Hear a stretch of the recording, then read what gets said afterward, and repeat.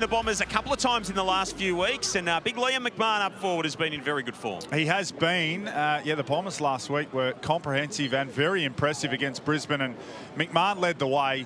Some great supply from Gresham and others, but he just moves really well, presents up at the footy. A bag of 6 last week. He's been in spectacular goal-kicking form. I think he should potentially be in the AFL team, but for Essendon's VFL team, he's ready to go once again. Of course, the Bombers in action this afternoon against GWS. You'll see that on Fox Footy. Goldie, a teammate of yours, Jaden Stevenson, out there for the Burgers. Yeah, Jaden's come in with a lot to prove. He wants to get back on the AFL list, just missed out on Play Adelaide, and the knock on him has been his attitude, and averaging nearly 4 tackles a game, showing that he's got that appetite for the contest, and kicking 2 goals as well a game.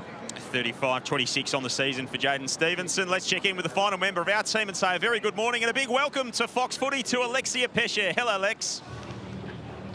Hello, guys. What a pleasure it is to be here. Fantastic conditions down here at Windy Hill. Blue skies in the middle of July, you'll certainly take it, and not an ounce of wind. Now, Essendon, they've swung a late change. They're going to hold Lockie Blackiston over for this afternoon's AFL game. In his place, Boston Dowling comes into the side. So a late one for Essendon this morning. Thank you very much, Lex.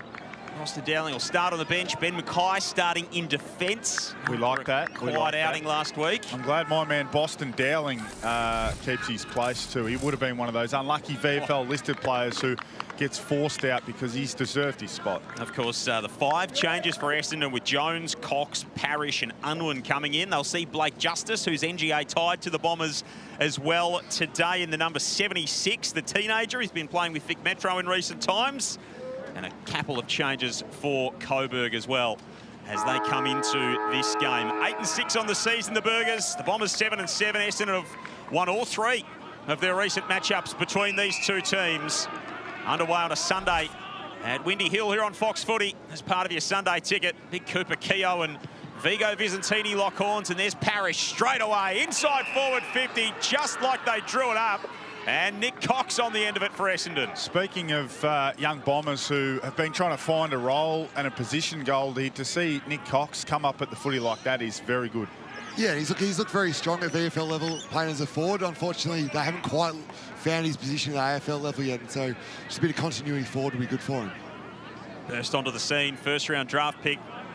You know, the physical tools that he possesses. He's coming off the long run from the cricket square here at Windy Hill as well. He trots in, gives it a thump, looks good, looks great. And that's a brilliant start to the morning for Nick Cox and for Essendon. Well, what's that? I mean, the left foot, he can go on both sides. From downtown, the ability to kick on both sides like he can. I mean, it's clear why we've been seduced into the fact he could be anything. But it is time now for him to nail down a position. The coaches play a bit of a part in that as well, Goldie, but he's just got to take his career by the scruff of the neck. Absolutely. I think to his detriment, the versatility to be able to play on the wing, down back, up forward has probably cost him a little bit, but he looks really comfortable, and every time he's played at VFL level over the last couple of months, he's absolutely dominated as a forward.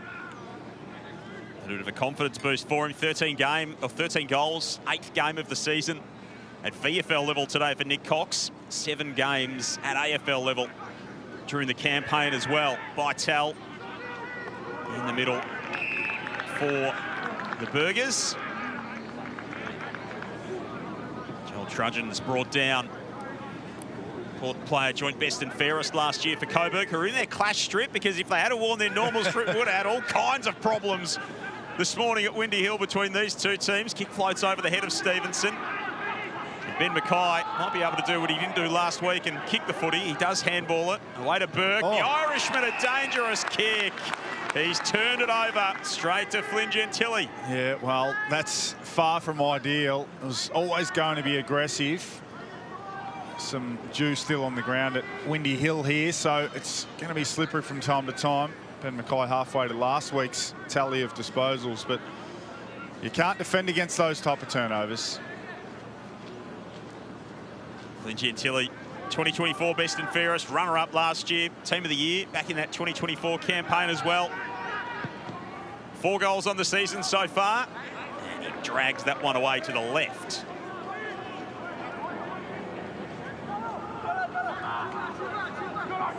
Interesting, of course, Mackay played forward last week, so back in his more customary position behind the ball. Big fly from Nick Cox. What a start it's been for him. They were lining up on the wing, the Bombers. Jones down the line, almost spilled out the back to Unwin. This is the start you want. Comes steaming out. First contest of the game, a big chest mark and a big finish, and then a nice specky. He's got a bit unlucky, the player underneath him. Not ideal for Braden Gillard. Stand up and give him that launch, but it was an impressive mark all the same. That's where you need the ruckman to be there. Yeah. Standing in front of you. Big pack. Braden Gillard just got a knee straight to the temple. So he's awake now, at least. Through the middle come the Burgers. Tui, the offload, the kick inside the 50. Again, it's just a little bit over the head of Stevenson, but Burke's infringed in the process. And Jaden Stevenson will get a look at them. Sits 4 goals behind Brodie McLaughlin in the Frosty this season. Really going to isolate Stevenson. Bit of a Jack Gunston type role. Give him the 50, let him stand close to goal and use that explosive speed that we've always seen from him. That's the role that allowed him to be a rising star winner. Clear out the forward 50. This is one of the more bizarre goal-kicking routines you've seen, but ordinarily effective. Just leant back on that one a little bit. Push it across the face. A really interesting matchup, that one, between him and Burke. I think Burke will have him for physicality, but the smarts of Jaden Stevenson on an Irishman who's only played a handful of games. Yeah, he's going to need some pressure on the ball, Burke, you'd think, to try and offset some of Stevenson's movement. Jackson Binns to Sardis, both had plenty of it last week. Sardis hoists it high down the line. It's a poor result in the end, but a free kick going against Will Hoare, who's been a teammate of yours, Goldie. Yep, played AEST in VFL last couple of years with him, so he's definitely one that will want to play well against his old side. Cox with a 12-metre kick into the middle for Setterfield. Generous. It was very laconic through the centre of the ground. Setterfield across to Burke. Al Hooley's held up, and then the kick was smothered by Allison. Good bit of defensive work. Bytel with a fumble. Worked his way out of trouble, got caught in the process. And that's a good sign from Sardis. It is, yeah. Good to see him. He's been winning plenty of the footy, but that's the willingness to go and get the ball off the opposition. That's what we haven't seen from Essendon players at AFL level in particular. Again, it's a high kick inside the 50. A couple of Lions there to see it over for a rushed score. Lockie Walker played his 100th game for Coburg last week. Tui will whack it back into play, go straight up the pipe. Stevenson has just had a bit of a not quite start to this game in a few different ways. Crashing in there was Michael Kiraly, couldn't take the footy with him. Setterfield back into this Essendon team last week, 28 disposals, 7 clearances and a goal. Al Hooley measures it nicely. The big Tyler Sellers. Mr. Reliable. She's got the very slick operation on top this morning as well, Tyler Sellers. Looks like he's just put a bit of product into the hair. Well, Fox footy game, you've got to make sure you're looking good. Just needed one more kick there. Just tried to enter from too far out. That's what his teammates were telling him. Just get one more kick so we can either get a deep entry or maybe some handball receives on the way through. The small ground at Windy Hill can seduce you into trying to launch from too far back. Just got to build the ball up a bit better. Max Thompson couldn't keep that one in play. 8 games for the season in Coburg colours, and Keogh and Visentini will go into battle again. Fascinating duel between these two today. Goldie, the young ruckman, and Cooper Keogh, 28 years of age, who's having a monster season for Coburg. He's Johnson. Kicks it a mile in the air. McMahon brought it down to the front of the pack. Unwin with the clever crumb. His kick was smothered, though. And some good defensive work from Dammer Smith. And then a little feint kick in the end from Nyko. Missed his boot. Spilt back to him. He got caught in 2 minds. Gresham was creative last week. He is here again. It's a good bit of entry, and Guelphy's on the end of it. Yeah, Gresham's been impressive in the games we've seen. so important, Goldie, to a VFL program. Now, he mightn't be in the plans necessarily for the AFL group to the end, you know, from now until the end of the season, but he makes this VFL team a lot better. Yeah, absolutely. It's all about the attitude and how they lead from as senior players, and I think that's been the most impressive thing about Jade this year is that obviously things aren't going quite as he planned from an AFL perspective, but he's come down with the right attitude and really leading from the front there. 1 goal 3 last week for Matt Guelphy. Had plenty of opportunity up front, just couldn't stick it through. The school end in this opening term. That's going to shape back and squeeze in. And the Bombers with the first 2. And a little bit of afters as well here at Windy Hill. Hello. Unlike Matt Guelphy to get in the face of his opposition from time to time, but he got a quiet start to the game. I reckon he might have dislocated a finger in the process here as well. In the scrap. I don't know whether that was in the mark or the fight. Yeah, well, it must have been in the scrap because he didn't show any signs of concern after the mark and during the kick, but he's come from the field to get that fixed up. Oh, Goldie, you would have done 1,000 of that. You normally do that yourself, don't you? No, his finger's not great, but I think you know as a goal kicker, JJ, that when there's a goal on offer, you can push through a lot of things just to kick that goal. Yeah, he probably did do it right here, but he just thought, well, I ain't handing the 6-pointer off to Darcy Parish. I'll take it before I head to the bench. Yeah, 6 points is the best pain relief in football. It was there for Matt Guelphy. Keogh back in the middle. Said just the lazy 17 clearances last week, and he gets one going here for the Burgers. Kicks inside the 50. Target down low was Payman. Chance in the pocket, spinning his way through is Seb Murphy. That is a classy finish. No, it's touched on the way through. Yeah, immediately called by the central umpire there, so good, swift decision. It did sound like it was a touch ball as well, so it's a good start from Essendon. Love the contest from McMahon early too, a couple of moments ago. 1v2, brings that ball to ground, so he's not just a lead, mark and kick type of player. It's big Boston Dowling, who is into this Essendon team today. Ball's out for a boundary throw-in. Gives us a chance to go down to Lex. Hello, guys. Yes, I think Matt Guelphy just came off saying my finger's dislocated. He's getting some work from the physio, but he didn't look like he was in too much pain, so that's a good sign. Hopefully he can get back out there. Just a little bit of assistance in the process. Couple of anti-inflammatories, and away he goes. He's Sardis and Parish. I feel like we'll be hearing plenty of that this morning.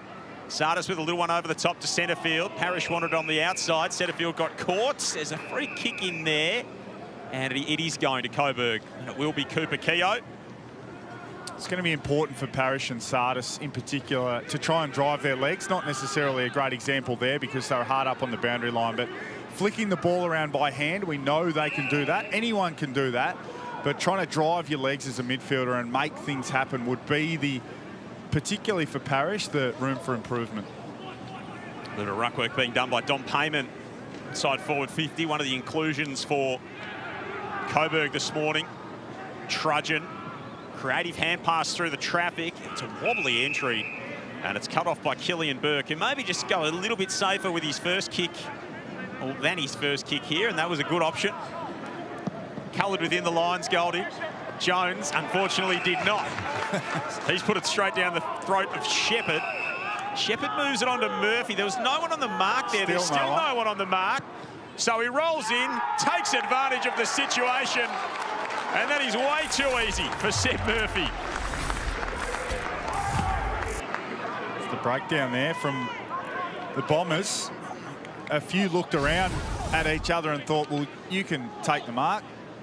Probably expecting a Bomber to come up. It's always a little bit of a query with the protected area. Do you come in from the side or behind? I think that seemed like a few of them were trying to stay out of that protected area. Yeah, it is always a risky thing to do, but it's more risky perhaps to not even stand the mark at all because Seb Murphy went from probably beyond his range to kicking Coburg's first.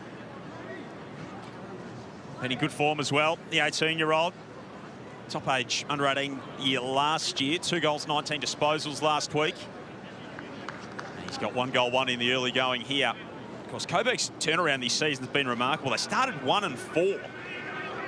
They've gone 7-2 since that point.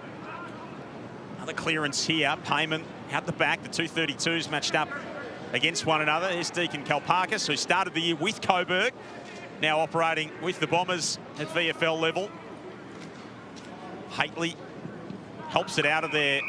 Bin smashes it wide, but it'll go out for a boundary, for a lasso. How did the Kalparkis move come about? A little bit of opportunity. I think he only played 4 games early in the season, and Bombers needed another key defender. It's been good. Yeah, really solid. As have all their VFL listed key defenders last week as well. They got some tall timber down there. Stevenson flies among a really crowded pack. O'Neill hit the contest with pace. And the 239s get tangled up as well. Walker and Burke.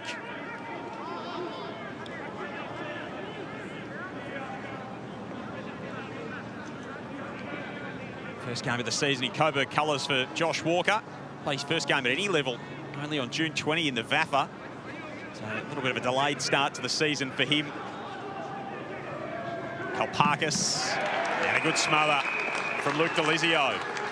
And great pressure from Coburg around the stoppage at the moment. A lot of Essendon's handballs, as JJ said before, have just been popped up and allowed the second player from Coburg to come in and affect the contest.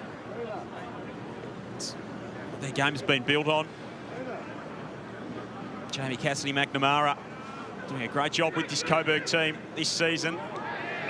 Vigo Vizantini's dropped it out of there, but straight to Shepherd. Yeah, third time we've seen an Essendon exit kick marked by Coburg inside their own forward 50. That one was a little bit different. It was a hack kick from stoppage, and it was only Essendon's second clearance win, and it was a direct turnover. 7-2 currently in favour of Coburg around clearance. On debut this morning, Josh Shepherd at VFL level. What can he do here with his first opportunity in front of the big sticks? Leaves it narrow. Out of the Northern Knights. 19-year-old, 192 centimetres, so nice size. Jackson Binns has walked the tightrope there to keep that one alive.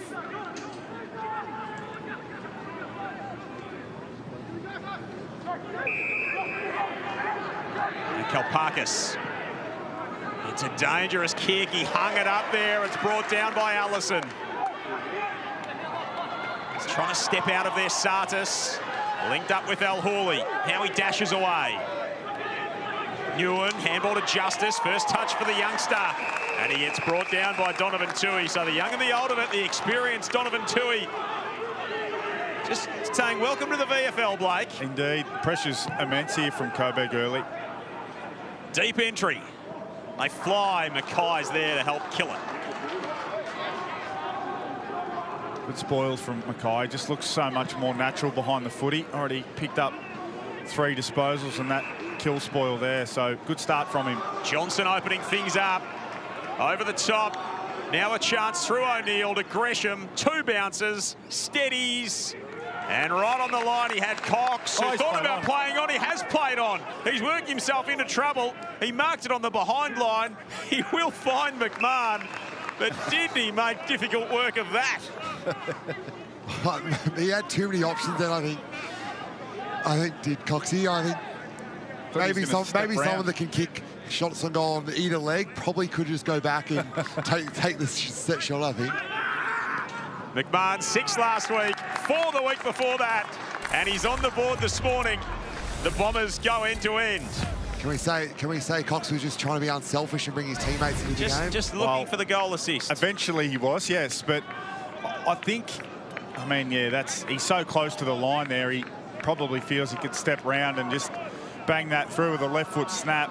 Should have remained calm. Usually when your opponent's hand is on you, it's not usually a good time to play on. Whether he thought he was already in line with the goals and he could just pop it through, but he did remain calm at the end. He was thinking about throwing it over the right shoulder on the left foot, and then in the end it was a pretty clever kick to the advantage of McMahon, who gets on the scoreboard with his first disposal in the game.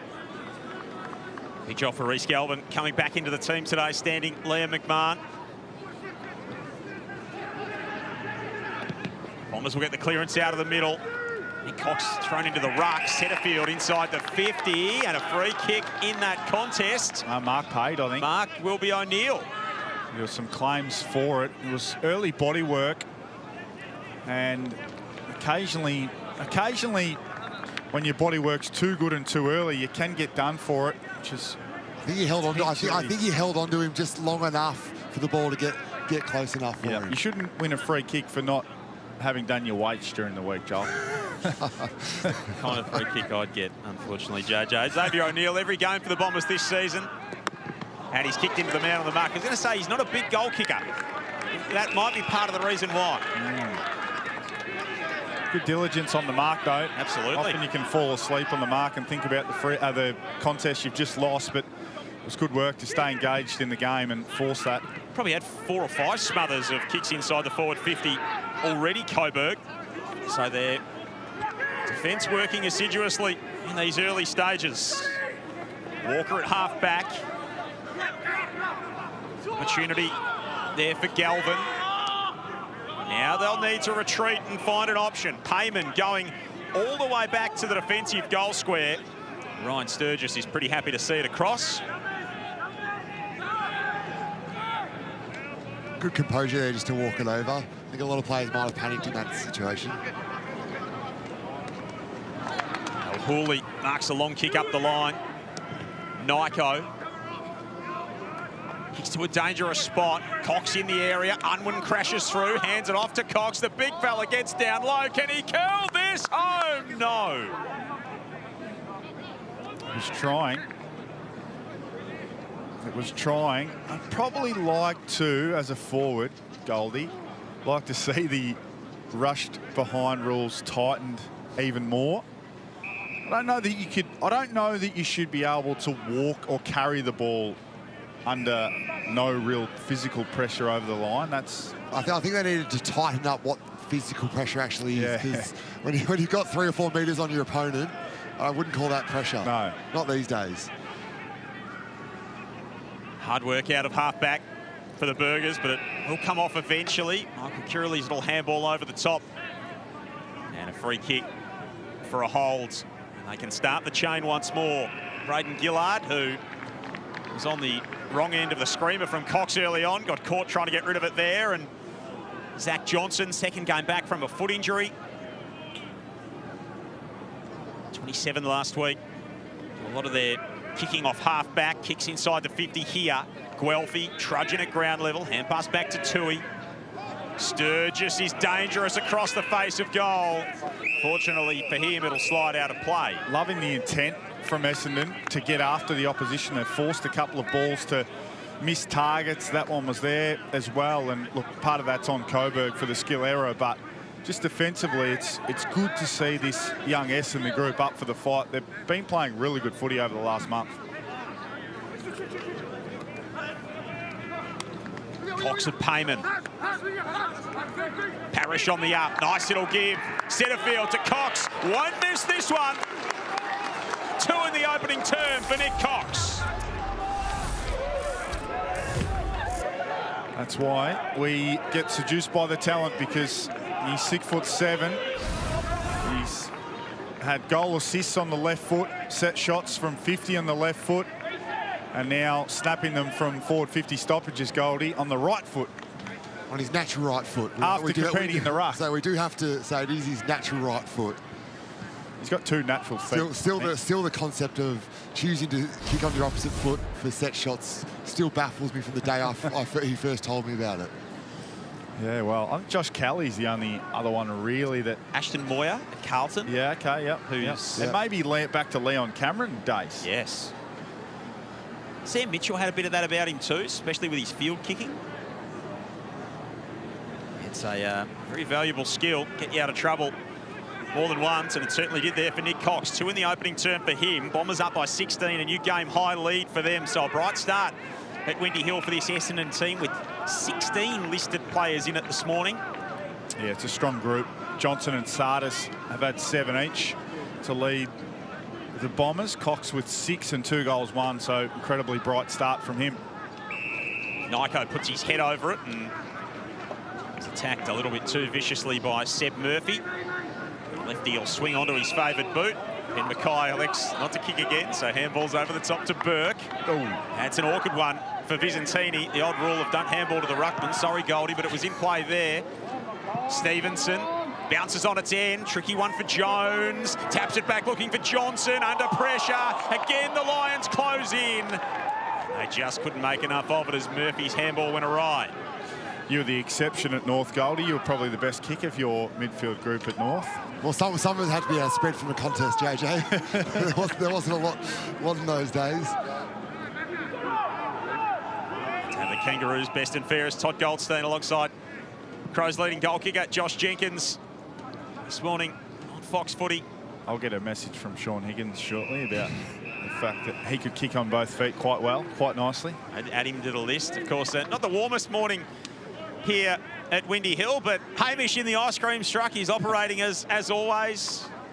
Never in doubt. No, it's a great triumph of the human spirit to see him here this morning, as always. A man that favours persistence. It's great to see. O'Neill down the line. Kick floats over the head of a couple. Newen read it well. Handball to Gresham. He was looking for Hately. Found him eventually. Hately turns on a dime. Sends it to the pocket. Newen continued to run back there. Chance for Dowling down low. We know he's got some tricks at ground level, the big fella. Couldn't work it out there. And Tui can start the chain back the other way for Coburg. Nothing from it, but great commitment from Newen to go back hard there. Giving up the the intercept mark, but he pushed back really hard and forced a contest. Hugh Ellison down the line. It's bashed over by Big Ben. A couple of good spoils from Mackay early in the contest. It's not really even a discussion, in my opinion, that he looks more comfortable, Goldie, behind the footy rather than playing as a forward. No, he's just got to find that balance between when he's doing the kill spoils and when trying to mark, and he seems like he's gone more of the spoil side of start this game. 4 handballs so far for Ben Mackay, so a busier start than he had last week at the other end of the ground. Bromwell's kicked down the line despite the best efforts of Allison, who's been energetic early. That one doesn't stay alive. Sardell Hooley came back into the team last week. 8 intercepts across half-back, kicks an absolute sack back down the line, picked off by Lockie Walker.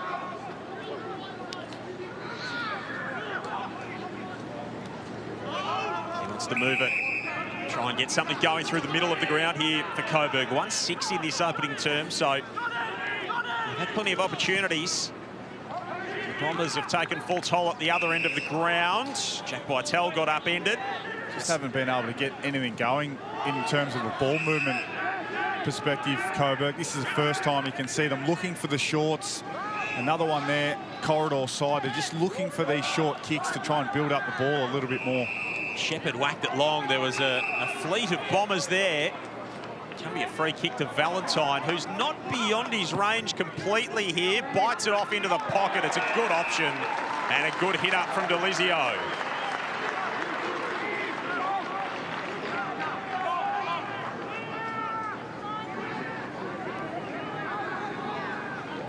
Luke Delizio, another of these Coburg players on debut.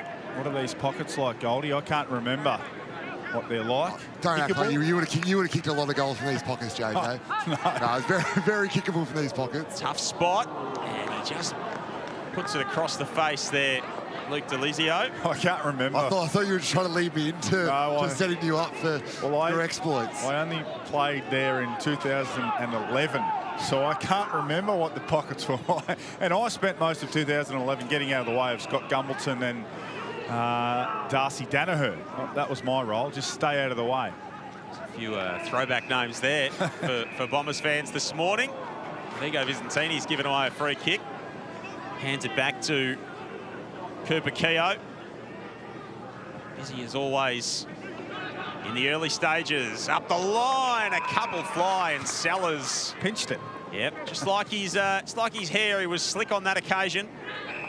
Kicks up the line, finds O'Neill. Hard-working as always, Xavier O'Neill. Hands it off, gee. He put Johnson into a lot of pressure. He kicks inside the 50. Guelphy lurking out the back. Cox does the roving, dragged down by Hall. Spills to the pocket. They've got representation there. Gresham. But that again, that pressure around the contest is solid for Coburg. Tough one there on Cox, but maybe an example of just being able to be a little stronger in that contest, fight through the tackle and use the extra numbers around the contest. Gresham back at the stoppage. He's touched on the way through. An opportunity to generate some run off half-back for the Lions. Delizio brings it to ground level. Mackay had all day back there, as does Johnson. Made O'Neill work for it. Valentine cleared some space. Murphy tried to flick it over his head. Now Gentili goes in. He gives it up to Parrish. Setterfield, Sellers. Gee, that's a clever kick. Good vision. Just hooked it around to Binns. Massive fist through the footy there from Tui. Nyko emerges. Can't find the finish. And it'll bounce out of play. I think the message at quarter time from an Essendon perspective will be largely positive, but geez, they've coughed the ball up in their back half a handful of times. Led to some scores for Coburg if they can tidy that up. 16 to 14 in terms of turnovers, but some direct kicking turnovers in their back half. If they clean that up, they'll be in complete control. Late in this opening term, 14-point lead to the Bombers. Looking for a third consecutive win. Coburg trying to win in fourth from 5 outings. Sellers kicks back toward half forward. Marked nicely by Braden Gillard. Reliable part of that Coburg defence every game this season. Will Hall got upended after he kicked that, so that'll be a downfield free kick. It's a favourite of the umpires in 2026, the late bump. Don't mind it. There's no need for it. Obviously been a little bit of stuff happening off the footy there as well, as McMahon found himself flat on his back and Wasn't in a hurry to get up. A little bit of feedback as well for his trouble right on quarter time, and they want to go on with it as well to Reece Galvin and Liam McMahon. And they've got a few mates who are joining the fight. Matt Guelphy's worried about that finger again. It's quarter time at Windy Hill, an entertaining start. The Bombers by 14 at the end of one.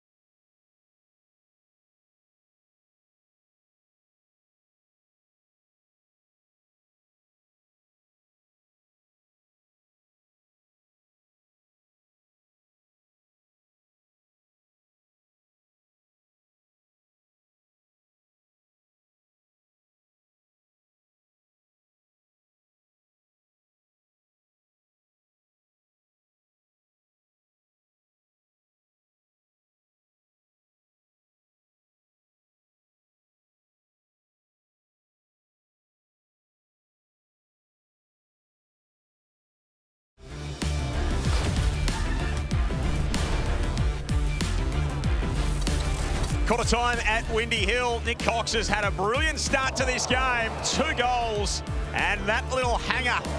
And a little bit of a welcome up. A welcome up to the morning to Braden Gillard. He finished that one nicely. Kicked the first of the game. It's been a really bright start for the former first round draft pick. And Essendon lead by 14 points at quarter time, 4-3 to 1-7. Joel Pedersen, Josh Jenkins, Todd Goldstein, Alexia Pesce with you on this Sunday morning, kicking off your Sunday ticket on Fox. Of course, Essendon's AFL team in action a little bit later on against the Giants as part of our coverage this afternoon. And an entertaining opening term, JJ. Yeah, it was good. It was good. I've enjoyed Coburg's pressure. They're just hanging tough. They need to straighten up a little bit on the scoreboard. No real genuine sitters missed by them, but 1-7. You'd like to improve upon that. Goldie, in regards to the Bombers, they've brought great pressure. They've coughed the ball up a little bit, but all things being equal, they've played a good quarter of footy. Yeah, and you know what? Playing at Windy Hill, you know it's going to be a tough contested game, given the small confines of the ground. So both sides have brought that. I think one thing Coburg done well, 11-7 clearances they're winning, with Essendon a very experienced clearance side, with Sardis, Setterfield, Parrish being the main on ballers there. It's been a really good start there by Coburg. So 14-point lead to Essendon. They'll be pretty happy with the way they're going. Let's find exactly how happy Cam Joyce is with Alexia. Yeah, thanks, Joel. Cam, pretty good start. What have you made of it? Yeah, I think it's probably been, you know, they've had some good opportunities ahead of the ball and probably haven't capitalised, and we have when we've gone forward. So we know their handball game's strong, so we've just got to make sure that we're on that around the contest and make sure they can't get forward on us. Just on Ben Mackay, he started back. He's given up the dream of going forward. What was the decision there? I think, he's come to the footy club as a key defender. You know, some of his best footy's been played there. So, you know, sort of just settling him back in that position and getting some real confidence with him. So I think he started really well. Thank you. Good luck in the second term. Thank you. Thanks, Lex. Thanks to Cam as well. Ben Mackay has got the match up with Dom Payment in the early going. So only the 2 handballs last week. 5 touches of it already, but no kicks as yet. Still no sponsors on that Essendon outfit, which just messes with me. 2 wins in a row. They're going for a third. Maybe, you know, there's still time to just iron something on toward the back end of the season. Essendon VFL at yahoo.com if you'd like to sponsor the VFL team. I thought you'd like the clean, more like the NBA type. Yeah, I don't know. It just looks, I mean, nothing on the shorts. Usually one under the number on the back. Just one little one on top. But anyway, I'm been fixated by it the last few weeks. I mean, it's not. We've seen a lot of some good attention for Frank Dowling at the back of the jumper. Yeah. Yes, very true. No relation to Boston, by the way, for those of you playing along at home. Second term about to get underway here at Windy Hill. Vigo Visentini crashes into Cooper Keogh to get us started. Jack Bytel, the former Saint, kicks up toward half forward. Picked up nicely by Thompson. Out wide, here's Max Kennedy. Hooking a high footy into the pocket, and again it's Mackay who kills the contest and out of play. Max Kennedy, one of the wingers of this Coburg team. He's aligned to Eagle Hawk in the Bendigo League. JJ played his first game for them at the start of last year in the 2s, so they had the VFL player coming back and they said, nah, sorry, mate, we can't fit you in the 1s. Wow. Just roll out in the 2nds if you don't mind. Wowee. Interesting decision. A bit of a setback for Max. He's having a good season for the Burgers again this campaign. Bit flat if you had to line up on him in the 2s in the Bendigo Footy League. Getting about 70 touches running around at famous Canterbury Park. It's Joel Trudgeon, important part of this Coburg team. Team of the year in the VFL last year. Enters the 50. Kalpakis was well set, brought it to ground, and was mobbed by a couple immediately. They're a good defensive group back there, Kalpakis and Sellers, of course. They get Mackay back, so 3 really strong aerial key backs. It's going to be hard to take contested marks inside 50 for Coburg. Seen Solly Mackay in recent weeks operating back there as well. He was one of the unlucky ones going out of the team this week. Murphy's brought down. He's made a lively start for the Lions. See a bit of support for the visitors in that pocket at the school end, which is nice to see. Sardis with the lightning hand pass. O'Neill had it pinched by Brommel. He kicks to full forward, and it's easy pickings for Slick Sellers back there at full back. Shows his defensive acumen, kicks up the line, but it's a turnover. Will Hoare pokes it back inside the 50. Murphy right at the top of the arc. Floats the kick out wide. Probably not exactly what he'd intended, and Stevenson can't end up with it. Yeah, nothing from it, but we've seen already with that intercept mark from Sellers, just bombing it long's not going to get it done for Coburg. They're going to have to be a bit more creative. I love the kick from the intercept mark of Hoare, just to try and lower the eyes, hit some players on the move, and go about it in a different manner, because the high aerial balls aren't going to work. Strong tackle there from Binns on Murphy. Not letting him out of his grasp. Cooper Keogh, whose game we've mentioned so far. Just the stat line on him last week. 36 touches, 29 contested, 38 hit-outs, 17 clearances, 9 score involvements, and he even got 5 free kicks to his name last week against Casey. He had an absolutely monster outing. That's sort of Peter Laddams type numbers here in the Smithies VFL. Not my thing, the AFL fantasy, but it would have been a big day at the game. office. It's a big game in VFL Supercoach. Couple of hundred. I hope you had the captain on him last week. Here's Ingo Dammersmith, leads the competition in marks this season. And Kalpakis, who's doing such a good job of it back there for this Essendon team. He's been a great pick-up playing against the old mob this morning. Sellers has got all the time in the world to amble down the line. And kick toward Gresham. Batted away from him. Picked up by Gillard, who just couldn't link up with Allison. Second time they've gone to Gresham as their get-out kick out of defensive 50. Probably not the target you want standing underneath it for you. Yeah, Cox or McMahon. McMahon likes to play close to goal, but Cox potentially needs to come up and be that target down the line. It's a tough role, but you've got to get it done. Bromwell, the clearance. Long kick inside the 50, and Mackay doing a good job against Payman there. The kick was a little bit dodgy coming back the other way. Allowed Walker in by Tal. Now Bromwell floats it to full forward. And of course, Deacon Kalpakis is back there again. Well, it's a contest now between which team's going to change their method, because Essendon keep picking off the footy with uncontested marks, but they keep giving it back to Coburg with back half turnovers. Ben Mackay just tried to whip it through the car door window and gave it back.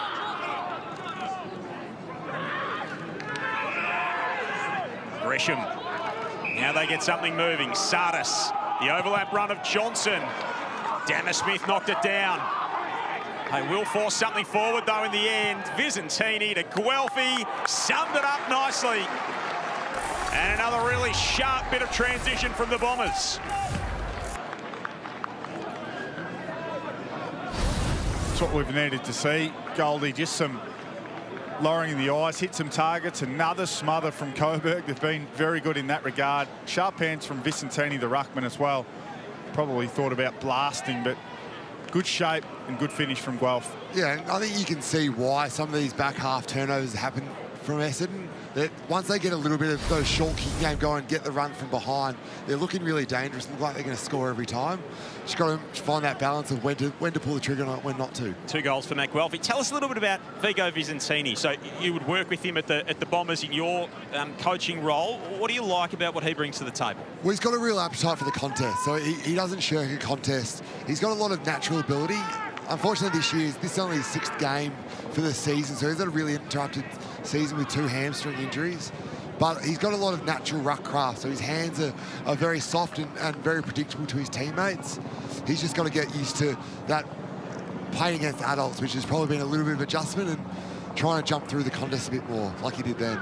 Still only 20 years of age, Vigo. His brother Dante's on Port Adelaide's list. He's worn one there too for his troubles. That's what you get for jumping through the contest. That's what you get for talking him up. It's not helping my coaching points, that's for sure. That's why I used to try and cross the line and just make it a ball up, so we didn't have to jump into each other, because I'll tell you what, the ruckmen are not getting any smaller these days. Fantastic mark from Al Hawley. Unfortunately, Setterfield didn't have quite as clean a hands. Al Hawley mops it up to get it out of there, looking for Sellers. Nice crumb from Nguyen. Ran into a few, but had the evasiveness to get out of there. And then Bromwell laying a good tackle on Nyko. Parrish just not able to fully get involved in the game. I liked his movement and energy in the first 5 minutes, but only 6 disposals, pushed off at that ball up there as well. Vital kicks to full forward. Knocked away from Delizio. And a little one around the body from El Houli, floats out of bounds on the full. Hands the opportunity to Shepherd. Shepherd will offload short and find Walker. Another cough up there from the Bombers, under a bit of pressure. El Houli trying to create. Not entirely certain how far that pass went to Walker. They've been pretty generous, the umpires, today. We haven't seen many short kicks called play on. Maybe on the short ground, everything's relative. So Josh Walker, first game of the season last week for Coburg. First goal of the campaign. That's in a short set shot. And the Lions break the run of 3 consecutive Essendon goals.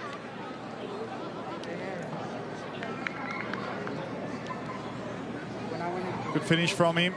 Important. Been peppering away with behinds. 1 goal 7 before that. Here's a look at the pass. Oh, it's probably gone. Let's call it 15.1 to look after the umpire. But the set shot was the one. And again, this battle in terms of game styles, Coburg, can they make the adjustment? Can they start to find these short targets? Because the long kicks into the forward line have been mopped up by Essendon time and time again. It's that corky that Goldie has effectively forced Vigo into. That's right. I'll take a corky though, as long as it's not a knee. If it's a PCL, so I might take the blame. You'll take it, but corkies I can't control. Boston Dowling back in the middle. Parrish will win the free kick. We'll get down to Lex in a moment for a little bit of an update on big Vigo. Parrish kicks inside the 50. Hand to that by Gillard. Stoppage. Let's get down to Lex. How's big Vigo going, Lex? He doesn't look too bad. He's just getting that right quad completely strapped at the moment. But as Todd said, probably just a corky, I'd say, at this stage. Get the mattress ready to strap to that thing, and he'll just carry on for the morning. Ewan on the outside of the boot to full forward. Unwin made it work, slips through the tackle. Brilliant bit of work to find Gresham. And Reece Unwin making a welcome return to this Essendon VFL side. yeah, nice work. Probably thought he should have marked the footy. It was good effort. He was the first one to react to this quick kick from stoppage from Newen. It was quite clever, the kick, and Unwin reacted beautifully. Should have marked it, didn't. Really sharp ground ball. Fought his way through the tackle. A lot of clubs talk about fight forward when you're trying to fight through a tackle. That's exactly what he did, and Gresham always knows where to be. And someone with such a light frame as well. Unwin does not take a backward step, doesn't matter what size his opponent is. Straight through Will Hall. Out of Cobden, young Reece Unwin, which is only a small town, but has produced plenty of AFL talent over the years. Gary Rowan, Zach Merritt from Cobden as well. Ben Cunnington from down that way. Sam Walsh grew up in that area too. Puts them in the Geelong Falcons region, does it? Yes. Yep, does. Down in dairy country in the southwest of Victoria. Here's Unwin again. That's a nice little rise from Blake Justice, teenager, played with Vic Metro a couple of weeks ago. Just 5th game of the season, 18 level so far this year after an early season injury. NGA tied to Essendon, so plenty of Bombers fans will have an eye on him. Liam McMahon, only the 1 disposal for a goal thus far. Guelphy's 2 kicks, 2 goals, so very efficient. Harry Jones quiet in the game too, just a couple of disposals. So some real quality AFL listed talent. Got some upside to give this Essendon team in the second part of the second quarter. Like Justice on screen a moment ago, 17 years of age, 190 centimetres. Out of the Calder Cannons. Hoare slapped it down. Sardis working tight to the boundary line. Throws it on the boot. Oh! Almost an outrageous goal. It is there. Not even he could believe it. Might need to see, well, we'll need to see a replay of the goal, because how that ball has found a way to float through, that'll be VFL goal of the year as far as I'm concerned. The second part of it, Goldie, is Did we not see the umpire slap his chest for a I behind? thought I did. Yeah. He's had one each way there, the umpire. Well, that's what threw me. All that matters is he's given a goal, and we aren't reviewing it. It is a goal, and I mean, that's goal of the season. They tell me that there's a knock on Sardis's ball use. Well, that's goal of the year. Don't talk to me about ball use. That's not bad for a half-backer, though, JJ. Exactly right. We'll get him back there at some point. He keeps kicking goals like that. The campaign has started be again. half forward. I think Ollie Griffin for last week for North Melbourne against Collingwood kicked a similar goal. It was just an absolute mung that floated through. And Elijah Sardis, that was something out of the ordinary from that forward pocket. The Bombers are out by 26. Here's Unwin again, flashing through your TV screen and getting dragged down by Ryan Sturgis.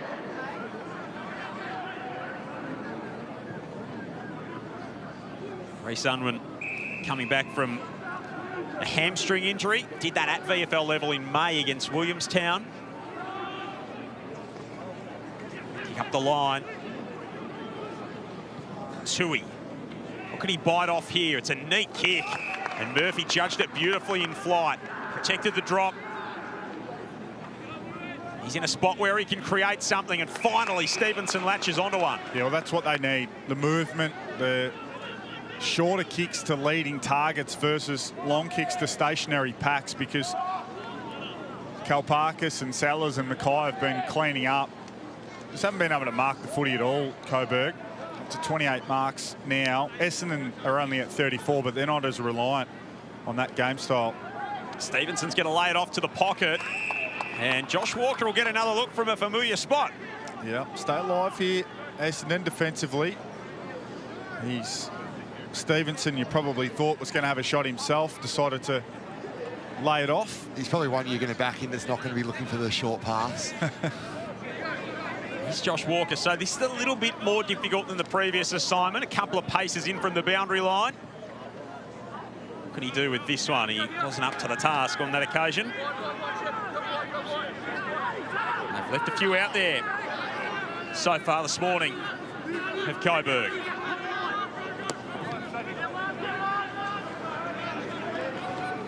Hooley long toward the wing. Cox and Nguyen wrap Shepherd up. Good from Cox there. That's the contest he wasn't able to get to a few minutes ago, being the tall forward that comes up and competes and then resets once there's a stoppage. 2 goals for Nick Cox in that opening term and a hanger. Sardis shows them a clean pair of heels. Nguyen just rushes a high kick inside the forward 50. Donovan Tui tries to thump it into next week. Clean little step from Gresham. Taken away from him by Murphy. Handball back into dispute. Unwin tried to fight through again. And again he got his arms free. Bounces past a couple. Shepherd and Nguyen. Throwing a boot at it was Binns. Nguyen goes back in and it'll be locked up. Naturally fights the tackle, Unwin. A little bit like Sam Walsh. Not a big guy, Walsh, but he always fights the tackle incredibly hard. It was good work from Unwin a couple of times in this quarter. Payman working in defence, trying to punch the footy and maybe giving Reece Unwin a couple for his trouble as well. Walker spikes it out of there. It'll come back in though. Al Hooley's so adept in this intercept game.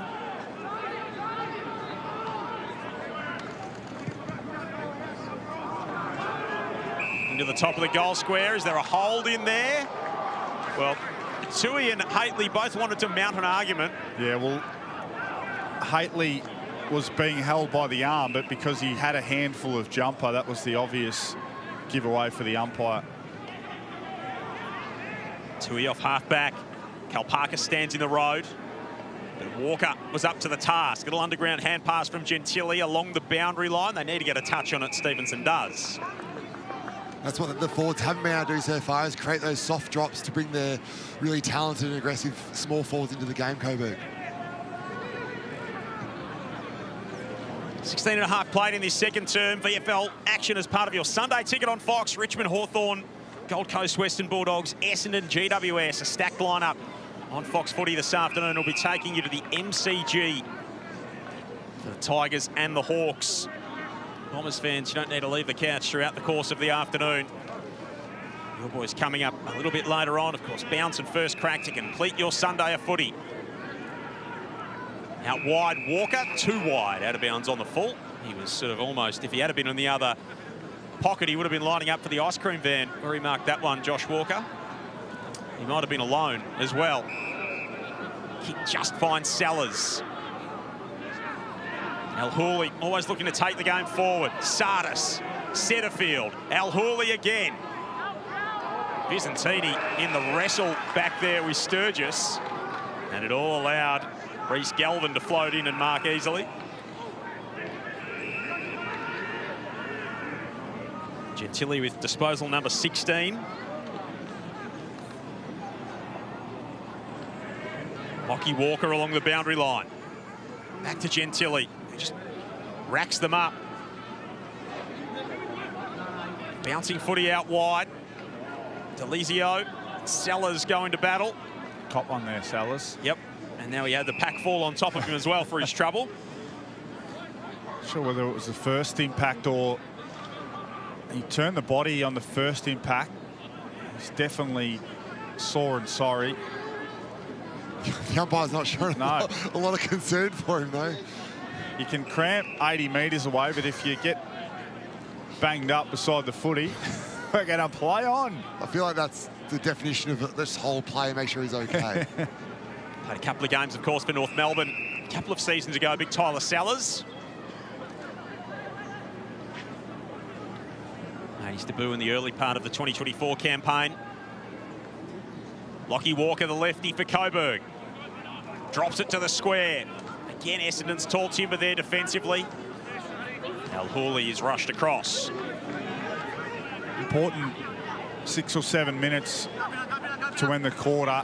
For both teams, Essendon can probably put a real genuine gap in the game that might be a bit difficult to bridge in the second half. And conversely, Coburg can get themselves right back into the game with a goal or two late. Nice work from Galvin in the middle of the ground to knock a bouncing footy away from O'Neill. Those two go back into battle again. Justice bounces the handball wide for Sartis. Kalparkis, Al Hooley shrugs a couple aside and then rifles a kick down the line. It'll have a little bit too much fizz on it for everyone. Just a polish for Al Hooley, isn't it? He does a lot of the other stuff really well. He intercepts the ball well, understands when to run and gun, but just that finishing touch is not quite there yet. Because he likes to kick across his body, there's a lot of room for error the way he goes about it. Lockie Walker, Vital, Trudgeon. Some of the old firm linking up for Coburg. McMahon's given away the free. So Trudgeon's got it in a spot from which he can create something. Kick to the pocket's a poor one. Earlier in the season, it would have worked to kick it to Deacon Kalparkis when he was wearing their jumper. Not so much now. And Deacon's done the exact same thing. He's gone and given it to Lockie Walker. And young Blake Justice has given away 50. They've been so staunch defensively, the Bombers. They give one away. Wasn't heaps in it, nothing too bad about it, but there's the third goal for Coburg. Probably deserved it as well. Been playing a lot of footy in their front half without a lot of reward at all. So they get their third goal, and we reference the fact that the last 6 or 7 minutes of this quarter are going to be crucial. Played it up, but no need for the contact. I'm not sure the game plan of kicking to the Essendon defenders and then hoping they kick it back to you is necessarily sustainable for the whole game, though. No. They might need to find a few other avenues to goal. You wouldn't think so. They have done a good job at giving it back, though, the Bombers defenders. Still slippery footy with a, let's say, chilly morning this morning here in Melbourne. Would have been just about kicking the frost off it this morning. Takes you back. Zantini back in the ruck, crashes into Keogh, might have given some of his own back there, Big Vigo. And now Guelphy latches onto it. Really sharp stuff out of the middle from Darcy Parish. Started with the bash and crash of Big Vigo Visentini. Good contact. It's a lot of human being in Cooper Keogh, so it's a big job to knock him over. 200 centimetres, the 28-year-old Cooper Keogh. Here's Matt Guelphy, 2 already. 2 disposals, 2 marks, 2 goals from 2 kicks thus far. For his 3rd kick, can't find a 3rd goal. Interesting player, Guelphy. Doesn't have a lot of power or athletic ability, but he's disciplined. He's done some good jobs at AFL level as a defensive forward. Can mark the footy all right. He's done all right for himself because at least athletically he's not blessed with too many elite level traits. One of the great backhanded compliments from you, JJ. It is, isn't it? It is, isn't it? But you're not going to dispute it, No. are you? No. It was more in the phrasing than the content. Yeah, when I began saying it, I thought this is not probably going to go down that well with the Guelphy family. But it's honest. He's done a good job to get to where he's got to because, you know, as a small forward, I mean, he does have great work rate, so you give him that credit, but he's not explosive. He doesn't, you know, sit on top of packs like a Kai Lohman.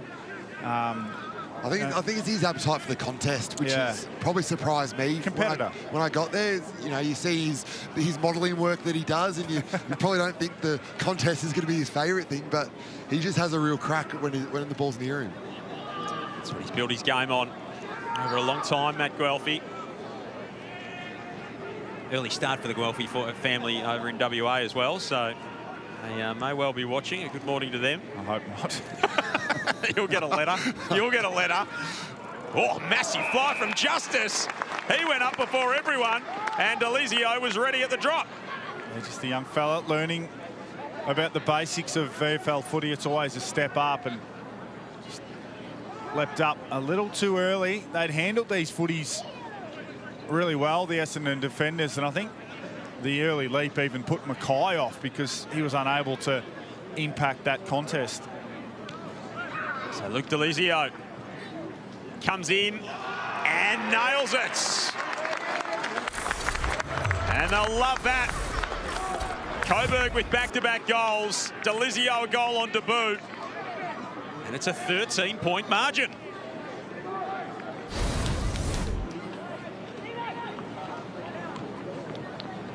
Might have given young Justice a little bit of a nudge under the footy here as well. It just helped him on his way. A little bit of craft. Sometimes you get away with that, sometimes you don't. They've got to take their chances, so that's probably one of the better chances from a set shot they've had, and Delizio was able to do so with just his 2nd disposal. So all of a sudden we spoke about the fact that this last part of the 2nd quarter was going to be important. Coburg get a couple and they're back in it. As a lawyer by trade, Luke Delizio, so he and Justice getting tangled up early in this game. It's a commentator's dream, isn't it? For that. Would have thought he'd be operating in defence. Delizio was a lawyer for the most part. Been waiting for that. Just hoping that he'd kick a goal this morning, JJ. Tui at half-back. He's such a great operator for this Coburg team. Donovan Tui kicks up the line. He's made of tough stuff. A little bit of old school in the way that he goes about his business. Harry Jones takes the mark, operating at half-back again for the Bombers. Nice hands from Big Boston Dowling, who we're a fan of, JJ. We are. Made some inquiries about him during the week. Drops it into the pocket, looking for centre field. Nyko read it beautifully. He has a flying shot at goal, and he can't get the Elijah Sardis treatment. How do those inquiries go? There's a few watching him, Todd, so my suggestion would just get him on the end of the rookie list. Well, the rookie list is gone, isn't it? So just get him on some type of list, because he's not a Cat B, he's not a rookie. He's liked. His upside is quite obvious to most. He had that opportunity at Essendon to potentially win the SSP spot earlier in the season. Ended up going to Tom Burton out of their VFL program. Just Delizio again. He was able to cut that off, and then he stubbed his toe on the kick out wide. He'll stay in Coburg hands, only for a moment though. Payman's kick was smothered. Good defensive work from O'Neill. Parrish, Dowling. Run of Johnson. He'll get it back through the centre of the grounds. Floats the handball out wide to Sartis. El-Houli got caught on the back foot. Kicks it a mile in the air. 3 fly for Coburg, who was at ground level. Zach Johnson was. And he was quickly tackled by Tui.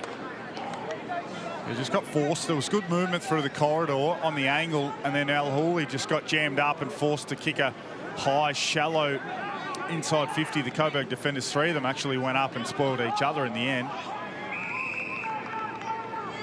Kirley gets tackled. Spent some time on Essendon's VFL list a couple of years ago. First season at Coburg. The Newstead product. Parrish, Hately, Sartis kicked blindly. Again, Coburg with all the aerial representation. UN stayed down. Guelphy, Cox, Binns, smothered. That'll be about the 10th we've seen from Coburg in this first half. Blasted out of bounds on the fall by Kennedy. Yeah, their defensive method aerially is not quite there at the moment, Coburg. They're too desperate, sending 2 or 3 defenders up in the air. 8 smothers in this first half for Coburg, and it feels like it. Nice kick inside 50 from Parrish. And Jaden Nguyen will have a chance late. Is that his target, Goldie? I'll give him benefit of the doubt and say yes. Okay. May have been the lead up. The Rice smile. Just behind Jaden. 0 goals 2 last week for Nguyen. 9-11 on the season. So zippy inside forward 50. Just a matter of whether he can finish his work off. We will get a perfect look at it here. Beautiful. Absolutely beautiful. Never in doubt. The Bombers get a late one here in this first half. Yeah, that was a magnificent finish. And it goes Well down captured. goes down to the goal assist too. It does too. Wow. Should be a hockey assist perhaps. Maybe we need a category AA, accidental assist, but it was a good finish from Nguyen. I liked this game last week, Joel. I thought he was busy. I like what he does. He clearly understands that his role is never going to be defined by disposals. And I think he accepts that, but there's still that bottom, that floor that he needs to get to. He needs to be still finding the ball a dozen times and then trying to hit the scoreboard on the back of that. Certainly got a lot to like. He's been given a couple of chances at AFL level, 6 games throughout the course of the season. Didn't return a goal in those performances, but had a few chances, especially in that game against GWS in Western Sydney earlier in the season. Gresham got caught on the back foot there by Tui. He just had to fashion a kick away somehow. Anything would have done. Mackay running interference for the Bombers. Hately, El-Houli. Again, putting his fist through it is Galvin. Smashes it out. Gentili. And Kirley off half back. Payman inside the 50. Burke and Stevenson wrestle for it. Stevenson kept it alive. And Johnson closed in a flash. Late D50 stoppage. I want to be coughing up goals here if you can. Sartis with the handball back to Kalpakis, who fumbled and then got out of trouble with the free kick. And Hugo Brommel just getting reacquainted, former teammates. Calls from the bench of 40 seconds remaining here in this first half. Bombers with 4 goals in each quarter so far. Coburg with just the 1 goal 7 at quarter time. They've added 3 goals 2 here in this second term. Will Hawes handball out wide for Galvin. They get something going here late. Keogh, Gentili. And time will beat them. Essendon get to half-time with a 20-point lead, looking for a 3rd straight victory. The Bombers, a bright start for them. A couple of goals to Cox, a couple to Guelphy in this first half. Elijah Sartis has had it 20 times. Zach Johnson creative out of the back half. Jaden Nguyen getting some instruction from Cam Joyce, but the Bombers would have to be pretty happy with where they are, JJ and goalie. Yeah, absolutely. Yeah, good half of footy. Spoke a little bit about the goals or the balls they gave back to Coburg in their back half, but they're tall defenders. A couple of them on screen there, and Mackay and Kalparkis have been rock solid alongside Salas, and some of the midfielders have been doing their thing as expected. Cox has had a good game. Goldie's been busy, started the game with the first goal of the contest, and all things being considered, the Bombers will be pretty pleased. Yeah, I think if anything, the onus is probably on Coburg to change a few things in this second half to get themselves back into it. It's obviously a pretty important game for them with an 8-point game on the ladder. So a 20-point lead to Essendon at half-time. Let's get some reaction with Lex. Hello, yes, I've got Will Setterfield behind me here, next to me here. A few late goals for you guys gives you a handy lead, but every time they seem to bring the pressure, are you guys struggling to sort of withstand it, and how can you fix that in the second half? Yeah, we're probably playing around the ball a bit too much and over-handballing at times. I think we probably just need to take the contest a bit more from stoppage when we're under pressure and get after them. You seem a little bit gassed at the moment. Is it a high contest out there? Yeah, it's a good contest. The pressure's on, and I think it's going to be a good second half. Nick Cox flew in the first half, then Elijah Sardis, that maybe a VFL goal of the year. What are you making of the forward line at the moment? Yeah, no, Coxie's had a great start. He kicked the first goal of the game, then took a nice mark, and I think he's just been great in the contest. And yeah, I don't know how Elijah kicked that, to be honest, but yeah, no, we're sorted for the second half. Brilliant. Good luck in the second half. Thank you. Thanks to Lex and thanks to Will Setterfield. In a hot contest, I'm going to go and get an ice cream at half-time. 20-point lead to Essendon at half-time. 53 plays 33. We'll break it all down with JJ and Goldie on the other side of this.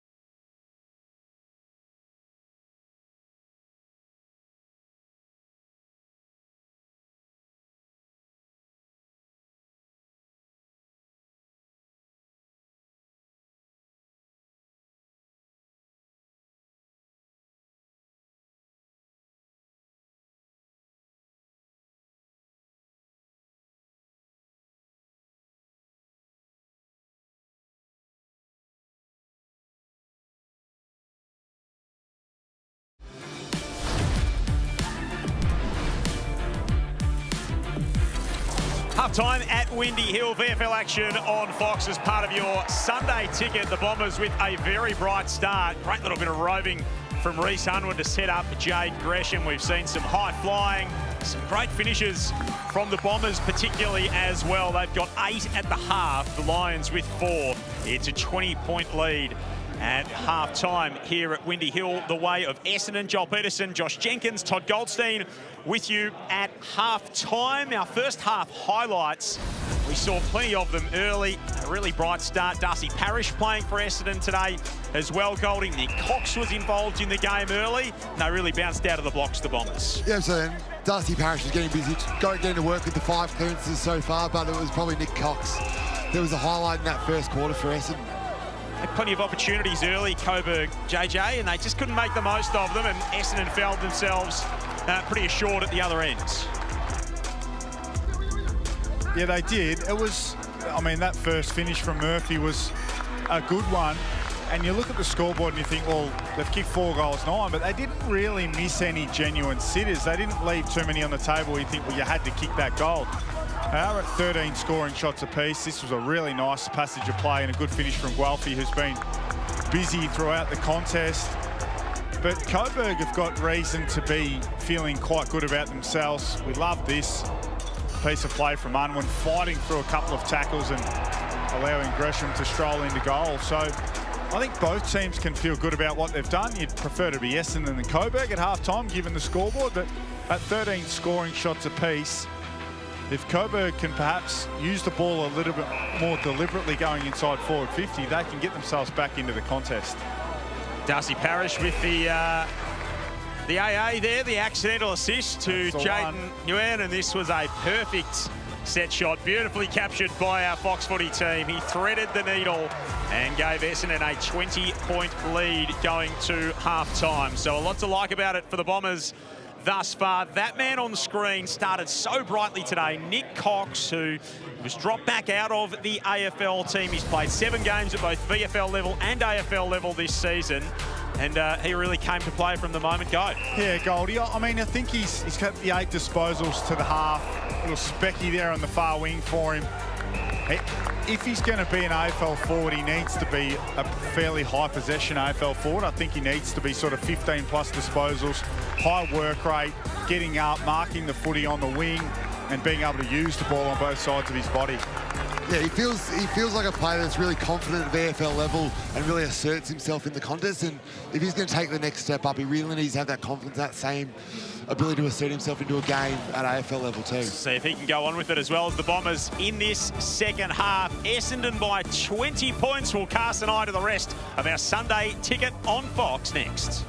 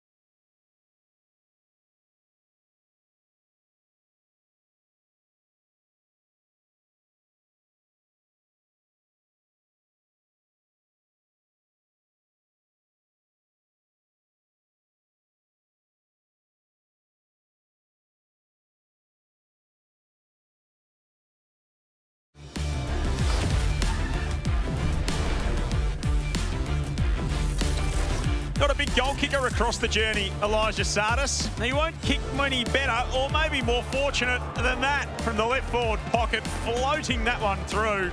It caused mass confusion. The goal umpire, the commentary team, everyone was a little bit untoward about whether that had gone through or not. But he did stick it through as part of this 20-point lead. Essendon enjoy at half-time. On the Coburg side of things, of course, they've been in great form, as we've spoken about. Their defensive method has maybe lacked a little bit of finesse, JJ, but Donovan Tui has been absolutely immense. Yeah, absolutely he has. He's been rock solid back there and really stable part of their back group.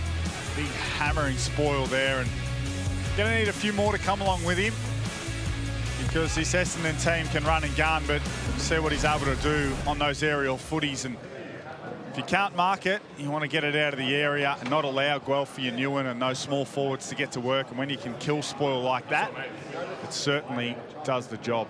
Another big Sunday of footy here on Fox of round 19. So we're taking to Richmond and Hawthorn at the MCG next. You'll get the Gold Coast and the Bulldogs on 5:03. And you'll be at Marvel Stadium, the Savo Goldie, for Essendon and GWS, as will you, JJ. Yep, looking forward to sitting on the bench. And Upset, come on. oh, there's always a chance for an upset. We took GWS quite deep in the game last time and almost could have won that game. So we'll be confident coming in. I like that. Bouncing first crack to close out your Sunday. That's all ahead of us on Fox, as well as the half-time second half at Windy Hill. Bombers by 20.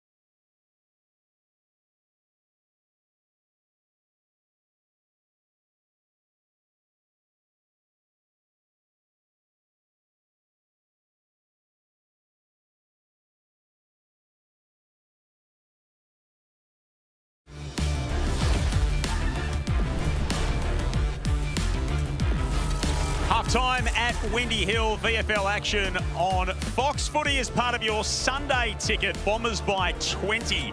Looking to go to 8 and 7 on the season. They would join Coburg there if the result stays as is at the moment. They lead by 20 points at half-time. Joel Peterson, Josh Jenkins, Todd Goldstein with you in commentary this morning. Let's get a little bit of an update before we get this second half underway and check in with Alexia Pesce. Lex, what did you hear at half-time?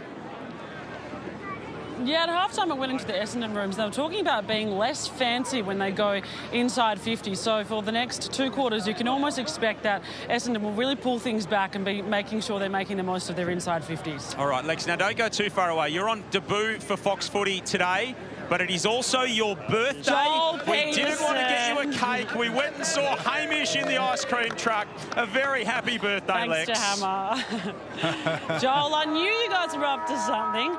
There we go. I knew you were up to something because everyone was being a bit coy with me this morning. I got left out of the meeting, so thank you guys very much. It is my birthday today. Thank you. Good work. Cheeky, Joel. Alexia Pesce, a big happy birthday. Just quietly, the ice cream truck, the business rate at the ice cream truck since we went and saw Hamish for an ice cream has just gone through the roof. Well, I was going to suggest as a parent, it's because it's now struck midday and you get to the afternoon and your kids are allowed to, but it's still morning time. So, look, it's I think the man in the van is happy because he's turned up not having anyone of any interest in the first half, and now he's got them 20 deep. He's going to have to put on another worker. It's good gear. It's good gear. Drew went down and got us the scoop a couple of weeks ago. Pun fully intended. And now we've got Lex into the ice cream swing of things. That's a nice way to start our second half here on Fox Footy. Essendon by 20 points. This game is really interestingly poised. Coburg trying to make a first final series since 2008. This will take them a long way toward that ambition. Essendon have got a real foothold in this season in recent weeks. They've won their past 2. Some really good victories here against St Kilda a couple of weeks ago. The Bombers last week. And they're trying to go on with it here in the second half. Visentini with the free kick out of the middle. Handed it off to Sartis. Nick Cox has been busy, as we highlighted at half-time. Sartis from the 50. It's another absolute sack, and that one won't float through. Couldn't just work us through that free kick and centre bounce. Goldie, if you wouldn't mind, just not entirely sure. I actually thought originally it was going to be against Vigo, so I'm not really sure. If at all. Yeah, I think I might have managed to play on one there. There's not a lot of explanation for it. I think you and Cooper Keogh were thinking the same way, because he couldn't believe it. Al Hawley to fall forward, and Will Hall read that nicely in the air. At least this has been a game we haven't seen. We've seen both rucks keen to jump. A lot of confusion around players stepping to the line, over the line, free kicks for players who seemingly have stepped over the line. So at least we haven't seen any of that today. It's a better look when they're both jumping, which is the idea of the rule. Nice take at half-back from Ingo Dammersmith, who you may recognise. He starred in 53 episodes of Neighbours. Comes right up the middle. Here's Valentine. Oh, Valentine handed it off to Murphy, who got caught, and that's holding the ball. Having a lend to me, are you? No, I'm not. No, I'm not. I think he's got an IMDb page. He was only a baby at the time, and he was in 53 episodes of Neighbours back in the day. Right. Believe it or not. Wow. Thought you'd be all over that, JJ. Well, it's completely thrown me. I thought it might. Here's McMahon at centre-half forward. Goes inside the 50. And it's a nice kick in the end, and O'Neill is on the end of this one. And he's pretty keen to play on there again too. I'm not sure what he was thinking. Didn't learn from the Cox incident early on. Maybe he was too busy thinking about Ingo. JJ, he's still lost for words. I am a little bit. Good work from McMahon coming up at the footy. Only touched the ball once in the first half. It was a goal. I'll have a goal and a goal assist from his 2 disposals, but come up the ground, meet the footy, get yourself involved in the game. Xavier O'Neill, an opportunity earlier on in the game, couldn't stick it through. Doesn't make the same mistake this time. And the Bombers get the first of the second half. Good transition from Essendon, the all-important first. It's what McMahon did well last week, just coming up, presenting at the footy, He's got a big frame, 6'5", nice long arms, and it's good ball use to O'Neill going back to goal, and O'Neill did the job. And what is a beautiful morning/afternoon for footy here at Windy Hill. From a West Coast Eagle, brings plenty of experience and leadership to this midfield group.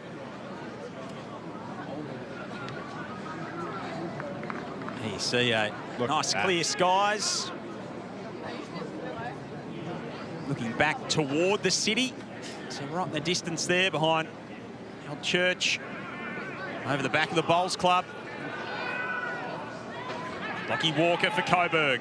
Down by 27 points. Nice work from Gresham. Just before anyone calls for the roof to be open at Marvel this afternoon, players can't see, the fans can't see, and the people can't see on TV, so that'll be the reason it'll be shut. And we live in Melbourne, so you never quite know what's around the corner. Hately, new end to full forward. Guelphy's in the van here, right spot, right time. McMahon got pinged for a hold there. Yep. Top of the goal square. Inferior positioning, and just grabbed a hold of his opponent by the arm there, and 50 against Guelphy, so just releases a bit of pressure there.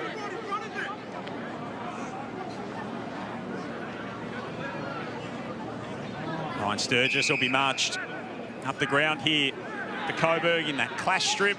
The Red Lion on the front. It's usually operating in the deep navy blue with the red sash, so it's been a fair old problem for all involved. Gresham, Bombers win it back. Johnson, he's been constructive, as has Tui in defence. Kennedy, Trudgeon, maybe a little bit quieter than his usual standards in terms of impact on the game. Murphy is able to expand things for Coburg, who've got some run and bounce off half-back. Gentili kicks to the pocket. They rise, and the Essendon defence sees off the moment. Just haven't threatened Essendon with those long, high balls. It's a really, really solid defensive group. A couple of VFL listed guys who played every week, and Mackay's experienced enough. He's going to be spare at stoppage here. Essendon have got +2 or +3 behind the footy. Byzantini dropped it down. Jones. Stevenson crashes through. Gresham might have got a high hit as he released the football, and did. Sardis wants to go on with the advantage. O'Neill steps inside, got the handball away under duress. And they'll win it back. Brommel, Trudgeon. Again, they want to move it by hand and move it quickly. Max Kennedy out wide. Now Max Thompson. Kick was smothered. Setterfield, part of things to bring it to a halt for Essendon. Don't mind it, Goldie. It looks a little bit more deliberate from Coburg to use some hands, so they're not bombing it to the Essendon defenders. Yeah, I think Essendon have shown their defence. Their tools are really dominating this game, so they have to find that other avenue. Keogh punches it inside the 50. Kennedy's there again. Oh, Murphy! He sold everyone, including himself. He couldn't get boot to ball, and then got run down but pushed in the back in the process. Yeah, he just tried to stop his momentum in full. He'd already dropped the footy, so Setterfield's a little bit unlucky, but because he stopped and changed direction, Setterfield just couldn't stop, and in the end, unlucky, but had to be paid. Just felt the ball drop was going all kinds of wrong on the way down. Let's hope it doesn't here. Kicked their first of the game. He was busy early. Just the 6 touches today for Seb Murphy. Looking for his second of the morning. He's got it. And he pulls it back to a 21-point gap. Just hang around, Coburg. They just continue to hang around. Tidy up the accuracy in this second half, and you never know, just continue to put pressure on, and just a good contest win from stoppage. A little bit of fortune in the free kick, but it had to be paid, and Murphy gets his second, the first multiple goal kicker for the Lions. Kicked 2 last week as well. Seb Murphy, as we said, 15 on the season now. 15 goals, 9. So he's accurate when he gets his opportunities. Let's look at the Essendon bench. Harry Jones in conversation with the physio.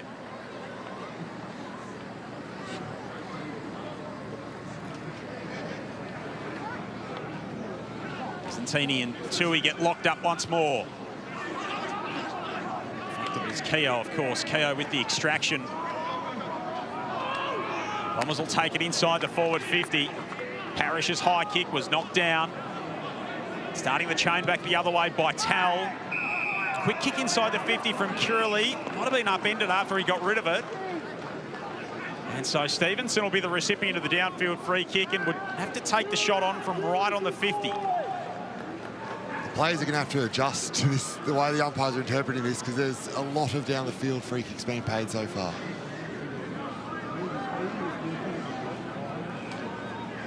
Stevenson from right on the arc lays into it. It's there. First goal of the day for Jaden Stevenson. Back-to-back for the Burgers, and they're on the comeback trail. They are. Always been able to finish, always been a natural goal scorer.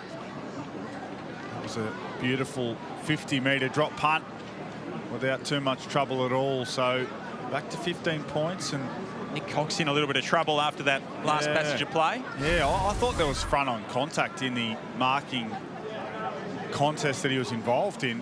Try and get a look at it, but I thought the defender from Coburg ran back almost recklessly and gave away some front-on contact. But Stevenson doesn't care about any of that. Quiet day from him.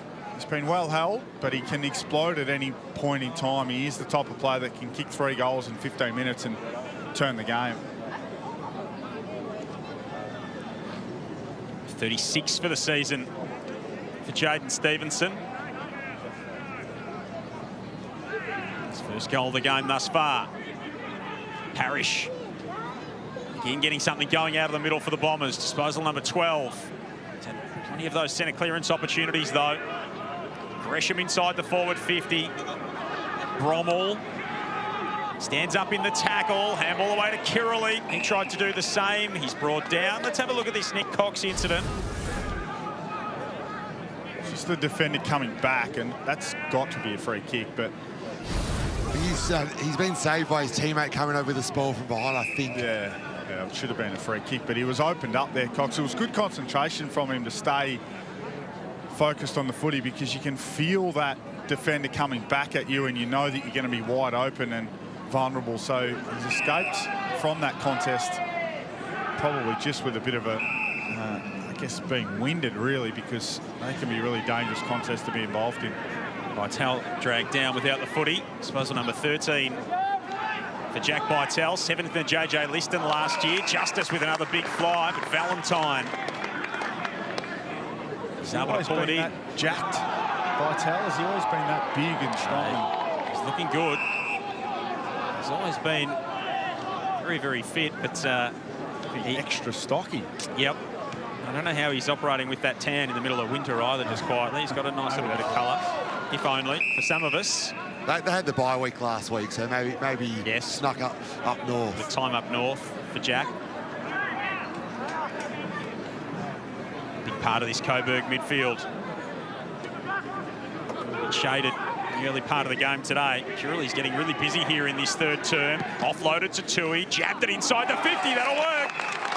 That will work. Max Thompson drags it in. Well, all of a sudden, scoring shots were there for them in the first half. They just hadn't made the most of them. 13 scoring shots apiece at half-time. Started this third quarter in good fashion, getting it done at clearance and giving their forwards a chance. Only kicked back-to-back goals twice in the game thus far. This would be for 3 in a row, and to make it a single-figure ball game. 4-4 on the season for Max Thompson, 2 last week. Not this time. It's a disappointing result. It is, yeah, absolutely it is. And everything to go right. The Burgers, there you can see, Essendon still with the territory advantage. Whistle on the play here. after a long kick in. And it's going to come all the way back. Try number 3 for Zach Johnson to kick it in properly. Yes, Johnson, he hasn't kicked that in properly, Goldie. He made that very difficult for Setterfield and Nguyen, who, a pair of them, worked it out beautifully in the end. So they didn't need the extra help. Al-Hooley trapped along the boundary line. This goes the cheeky check side off the back foot. Justice back with the fly. Ran into McMahon. Nearly claimed by the skinny part of the half-forward flat. We haven't seen the flat spot. Footies go over the flat spot just yet. Unlike GMHBA Stadium, where the skinny wings seem to claim opposition teams most weeks. Even though everyone knows about it, and they all play there. Still gets them. Well, they don't all play there. A few teams have rarely venture down there. Collingwood don't know where it is. Yes, he's Ingo Dammersmith again.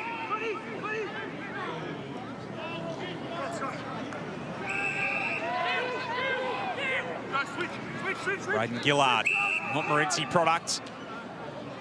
Back to Will Hoare, one of your teammates at Pascoe Vale, Goldie. Yeah, hoping Coburg can fall out of finals contention so we might be able to get him back and qualifying for the for finals. Unbelievable. There's no interest like self-interest.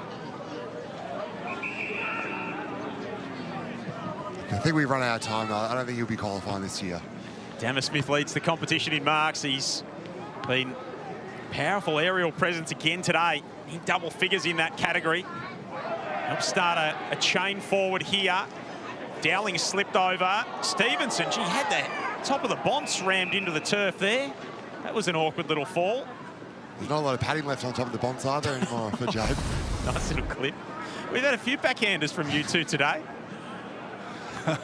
Little divot. He was face planted twice. Just got to call how we see it. Honesty's the best policy. He's got no hair. He's got no hair.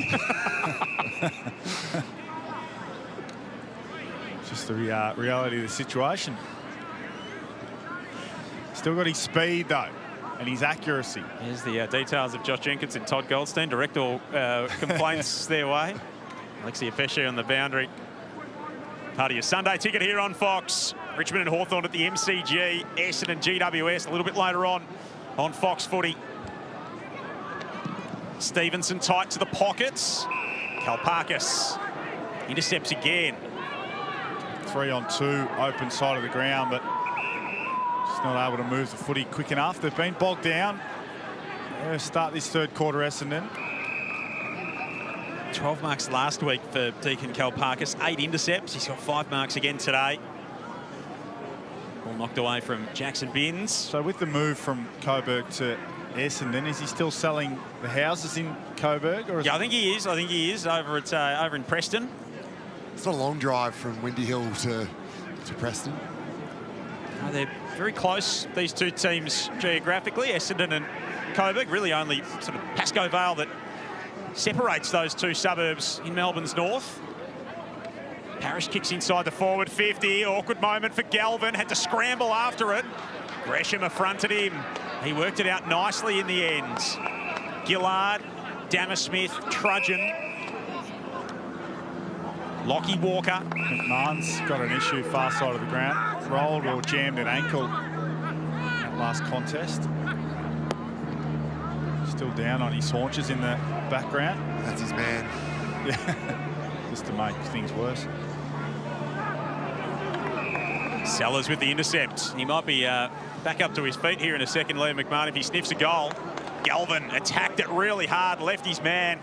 Knocked it away from Newett and starts it back the other way for Coburg. Trying to get something going on the counter punch. Clever kick over the top from Stevenson. Floats it to Gentili, who pulled up. Thought about it.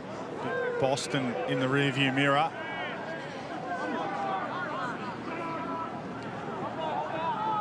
There is Liam McMahon still with that issue in the right forward pocket. Gentili's going to take the shot on from good footballing stock. His old man Angelo played more than 400 games at Airport West. Wow. Local footy in Melbourne. We're up and around the game. Sends it to full forward, and it's an easy pick off in the end for Big Slick Sellers. Hair's just got a little bit less slick as the morning's gone on, to be fair. Haitley was climbed over the top of there. O'Neill will take the advantage. Bombers chain it through the middle. Unwin, Johnson, a couple of young talents combining. And Johnson's kick inside the forward 50 has been marked by Setterfield. I don't know whether this is another contender for our new category, JJ. It is. It's an AA, potential AA. Accidental assist. It was an outnumber in favour of the forwards. So it ended up being an end over end. I reckon he was trying to get it out the back. Maybe even McMahon, who's trying to get off the ground. He's finally getting himself to the interchange now, but got a bit lucky because that 45 kick from the ruckman was probably should have been turned over. Setterfield kicked one last week, and he nails that one. Just gives them a bit of breathing room again. The Bombers back to 20 points. I can guarantee, though, Zach Johnson will be saying it was all deliberate. Oh, yeah. He saw him out of the corner of his eye. He's one bloke that will not accept that was accidental. I'm preparing the email for Champion Data as we speak, the accidental assist, and that certainly goes into the category. So we've had 2 today.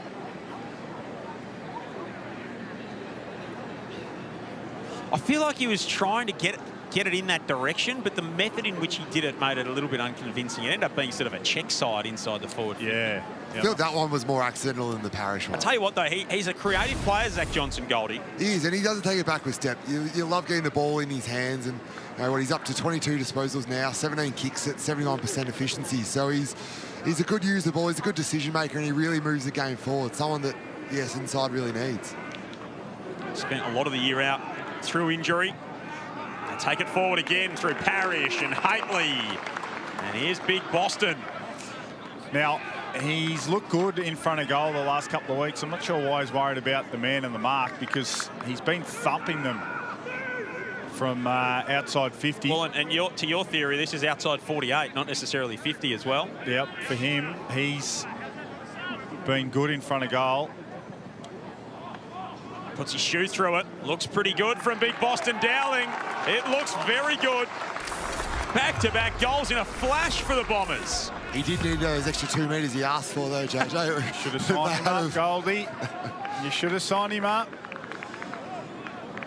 207 centimetres. They don't grow on trees, especially that size. And he has one thing he has proven. Now, clearly knocks on his game around contest and, how competitive he can be aerially, but he does have a really neat skill set. He's used the ball quite well in the games we've seen around the ground in general play. He's been quiet today. That was only his 5th disposal, first goal. But he's got the ability at that size to spend some time in the forward line. Well, after he featured in the practice match against Richmond, he actually went down there for a couple of weeks and they had a really good look at him, the Tigers did. Coburg back the other way. Here's Sellers at the other end. So, 207 centimetres. You say, he doesn't grow on trees, those kind of players. I'd hate to see the size of the tree. He is the tree. Yeah, if they did grow on trees. He's providing a target up there. That was a bizarre bounce from Sardis. He threw it about 10 metres in front of himself. It came back to him eventually. Haitley. Here's Big Boston Dowling. Offloads to Nyko on the run. No. Not that time for Cam Nyko. Just Dowling, even there, there's not much in that, but it's just the ability to move and show some dexterity. He's been able to kick the ball on both feet in games we've seen him play, finish his work. It's hard for me to think that there are better backup ruckman on this across the competition. The potential is definitely there. It's just whether he can put this size on and get used to that contact, which he tends to try to avoid at times. Oh, Big Nick Cox drags it into the top of the goal square and waltzes in his 3rd.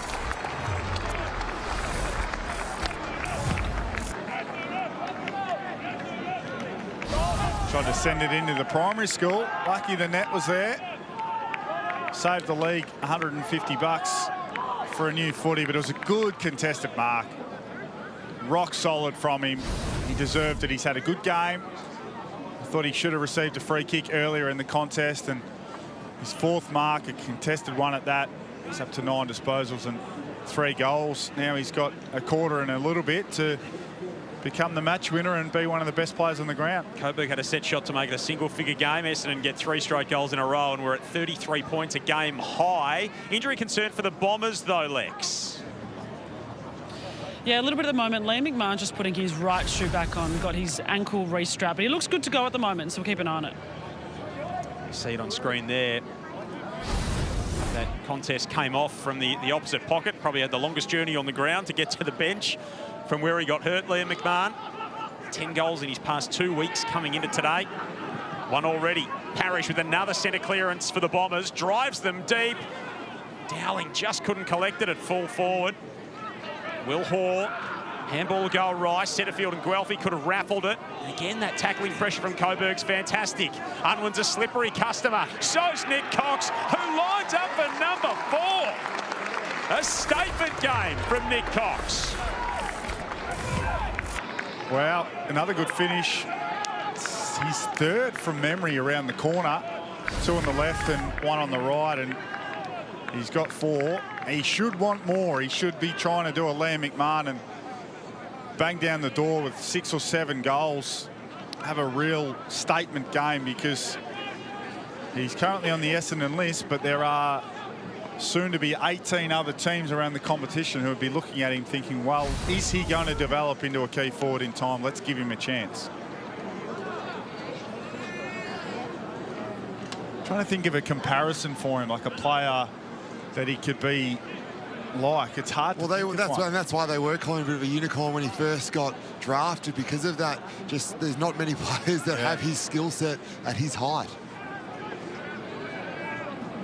4 goals for Nick Cox, 5 in the quarter for the Bombers. The set shot from Max Thompson could have made it a 9-point game for Coburg. He's now at 39. What could have been? 4-goal burst back the other way. Murphy, he's going to be in trouble here. And nothing is going right for the visitors at the moment. Yeah, they need 3/4 time badly.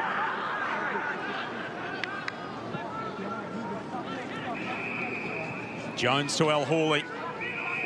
Now to Johnson. Disposal number 23 coming up for Zach Johnson. 5 score involvements for his game thus far.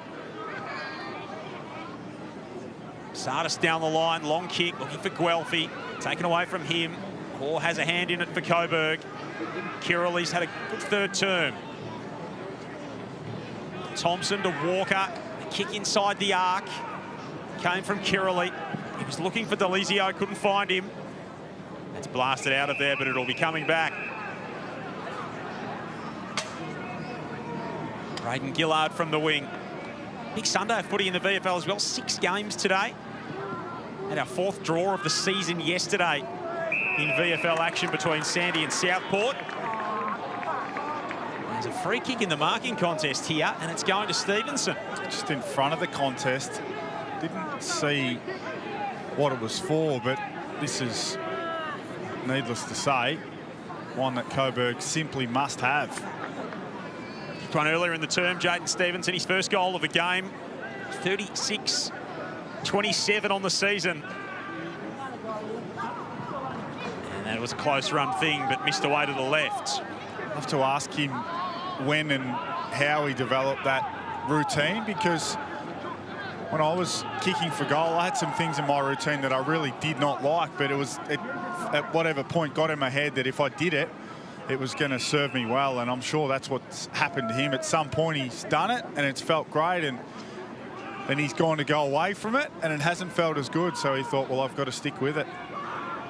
Of course, Jaden Stevenson trying to Port Adelaide for a lot of the pre-season, trying to win an SSP spot. I think he impressed them, but just couldn't quite secure the gig. Gresham goes inside the forward 50 and finds Jaden Nguyen.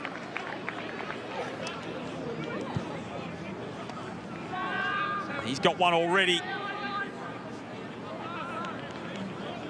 And this would make it a long road back for Coburg. It would, yeah. Just on Stevenson, I don't know that playing as a stay-at-home full forward is probably setting him up at AFL level. I don't think many clubs would look at him as a player who can play that role for them at the next level. Yuen trying to push the margin beyond 40. And he's left that one narrow. Plenty of opportunities for the Bombers. I presume Goldie, he can cover the ground. Like, he can. He's a good runner. He's a decent runner. He's not, I wouldn't say he's elite, but he's a good runner. And you're right. He is someone that, you know, getting up to stoppages, getting involved, losing his man is probably where his strength lies. Can be a hard thing about when you're developing players, or you're trying to win the games of footy as well. First onto the scene, Rising Star winner, of course, Collingwood and North Melbourne.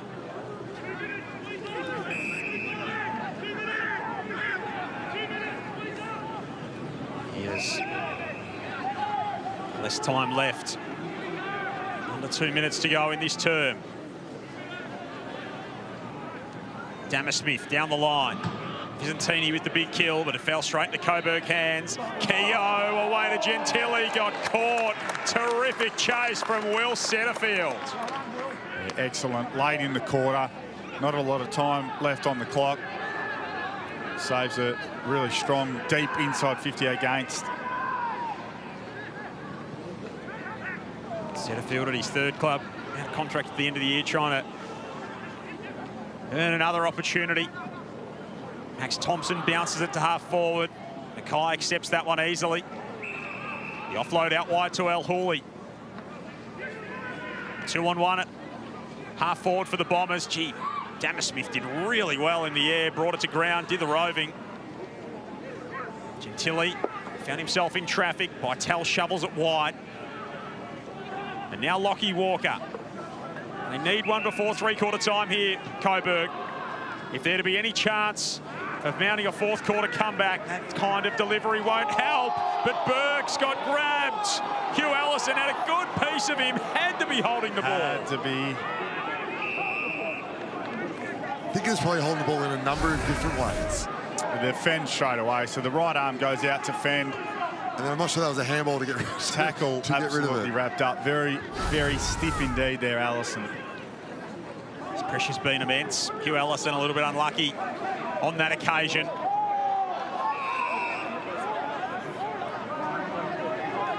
That tackle count is an area that Coburg have been good in throughout the course of the season. This time Stevenson's dragged to a stop. 39 points the margin, closing in on three-quarter time. Essendon looking for a third straight win. Coburg trying to keep their finals hopes alive. And a high tackle right on the three-quarter time bell. So it'll be a Coburg free kick. Massive bodies around as well. Still trying to clear out, and Seb Murphy's the last of them up. The head was thrust back. Wonder whether or how much contact there was. We'll get a look at it. Second one here. That's there. Didn't have his head ripped off, as he may have led us to believe, but it was a free kick. They absolutely need this going into three-quarter time, Coburg. Stay on your line here. 39 points down. 2 already for Murphy. There's the assignment. He's up to the task.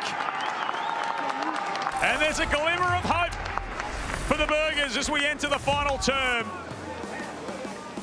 It'll take an almighty charge, but Seb Murphy gives them something to like going into three-quarter time. Essendon by 33. Final quarter is coming up next.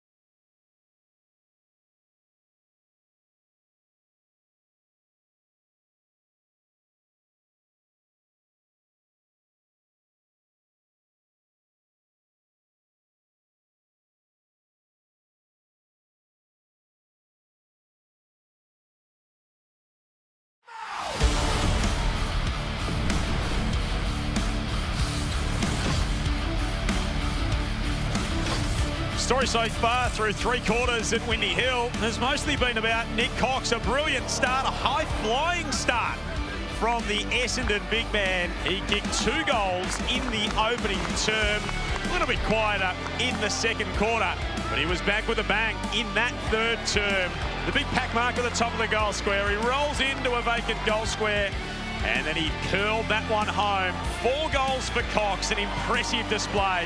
The immense talent that he possesses on show. Joel Peterson, Josh Jenkins, Todd Goldstein with you as part of your Sunday ticket on Fox. Let's get the Coburg side of things and go down to Alexia.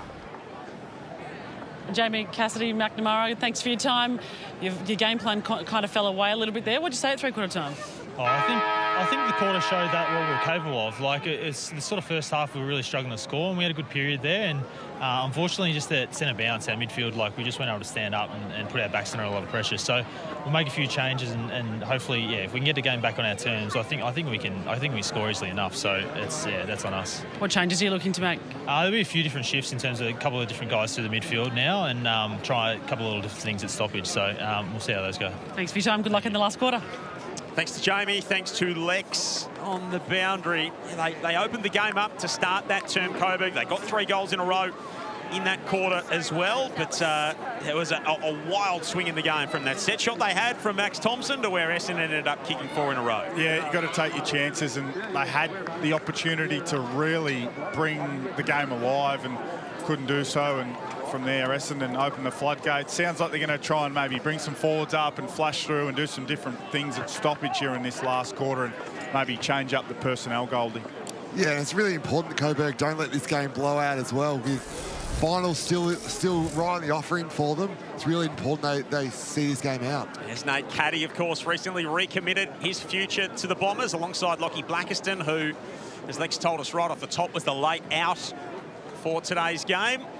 See Nate Caddy a little bit later on this afternoon on Fox Footy when his Bombers take on GWS at Marvel Stadium. Essendon Richmond, the game we will take you to at the conclusion of this.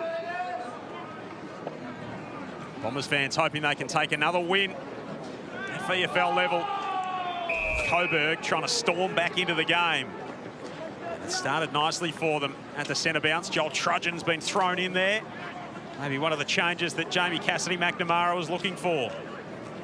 Tried to start the chain by hand. Came unstuck. Max Kennedy went back in and got it. Johnson stood in the row. Well, for your vacant 50. Ryan Sturgis is back there. The opportunity to get something going out of defence here. Will Hore didn't look thoroughly intent on keeping that in. Umpire gives him the benefit of the doubt. Got to hit those targets, so I mean, that becomes now a forward 50 stoppage opportunity for the Bombers. All should be at the wing. Even getting the free kick in the centre circle and then not even being able to get out of your back, out of that centre square is not a great start.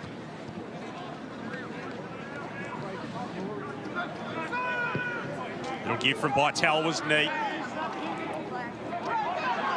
Trudgeon dashes after it. Handball over the top there from Murphy made it difficult for Trudgeon. Had to deal with Parrish in the meantime. And then Parrish has a couple jump on him. Good hunt there from Parrish, ball and opposition. It's what the Essendon coaches will be keen to see. So him get after the footy with the same vigour he has in his best and fairest years, but also get after the opposition. That's the big knock for mine on the Essendon midfield. Aside from Durham, not enough of the guys around the footy are keen enough to put pressure on the opposition when they've got the ball. 16 disposals, 8 clearances, 6 tackles for Darcy Parrish this morning. There you go, Byzantini wins the free. Engrossing duel between he and Keogh in the ruck. He kicked it straight into Keogh. Binns was able to clean it up. Sellers across the ground. Burke pokes it to the pocket too wide. One of the biggest points of emphasis the late Phil Walsh had for us was get back off your mark when you've got the ball. And such a small thing, but even here, this player not far enough off the mark. If you get called to play on, all of a sudden you get jammed up and you don't get the ball as long as you need to. It's such a small thing in terms of coaching, but so important. It's Hugo Brommel that time. His kick down the line will work.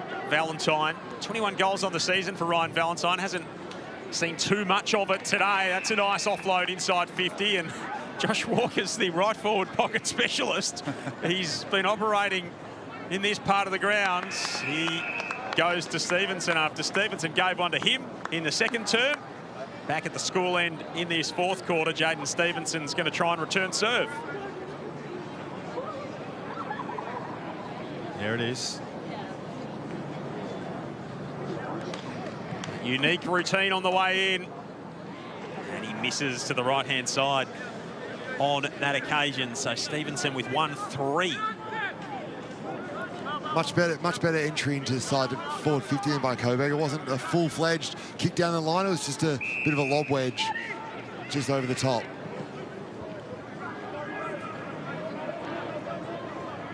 Or makes a good contest on the wing for the Burgers in front of the Bowls Club. Walker's infield kick to Kennedy.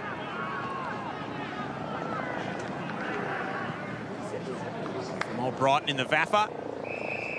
It's right along the boundary line. Mad Magpie supporter, apparently, Max Kennedy. I've got my spies tell me, so he would have been pretty happy last night, the way the Pies are going. 5 in a row. Travelling beautifully, Collingwood. Cox scrubs it inside the arc. Chance there for Dammersmith. Nice little handball around the corner. Braden Gillard. And locked up. A little bit of aerial interference as well in the flight path. Nate Caddy heading off to the game, Gustavo, after signing the deal. Why not? 90-second chopper ride. Reckon roof's open, just pop it in the roof, Marvel? Well, I think Essendon fans should be allowing him to do whatever he needs to do, because it's a great show of faith. I'm sure it was a fair bit of there's a reasonable amount of zeros. Solid remuneration on package the contract. Is he a helicopter type of operator, Goldie? I think he would definitely be a helicopter type operator. There's no doubt about that. The hair would indicate that he's probably a helicopter type operator. The boy can play. Absolutely. That'd probably be understated for Nate, to be honest. Big part of the future of the Bombers. Neat kick in field from Haitley to Parrish. Parrish inside the arc. Good spoil there from Sturgis to bring it to ground. Sardis has already kicked one miracle goal. Up and down the mine shaft to fall forward. Oh, Guelphy had 3 or 4 bites at it, just couldn't reel it in. Yeah, he did really well. 1 against 2 there. All you're really hoping to do is get it to ground, let alone go close to outmarking 2 bigger opponents. Ball's hit the ground, so it's going to be play on. Kennedy will help it out of there. Just clearly trying to change the game style, change angles here, Coburg. They need to also try and get some handball receives. Which they did at the start of the third term. They were able to speed the game up a little bit. That was when they looked really dangerous. Isantini the intercept. Kicks it a mile to fall forward. Big fly among the pack was from Xavier O'Neill, of all people. We didn't have that on the bingo card for his afternoon. Crashing through, Brommel. Taken away by Essendon. Johnson. Nguyen over the top of Trudgeon. Fought the tackle well there, Nguyen. It's up to a dozen disposals, 1 goal, 1. So they're the numbers you're probably looking for from It's never going to be super high volume, is it? 12 to 14 is probably going to be his ceiling, you'd imagine. Parrish cruises away again. Approaching double digits in terms of clearances. Here's Sardis on the run. Eyes the sticks, nails it. And just about calls game.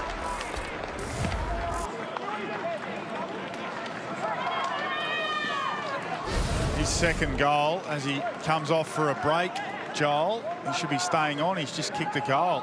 First time we've seen it all game. Yes, haven't mentioned it once. Every week, JJ.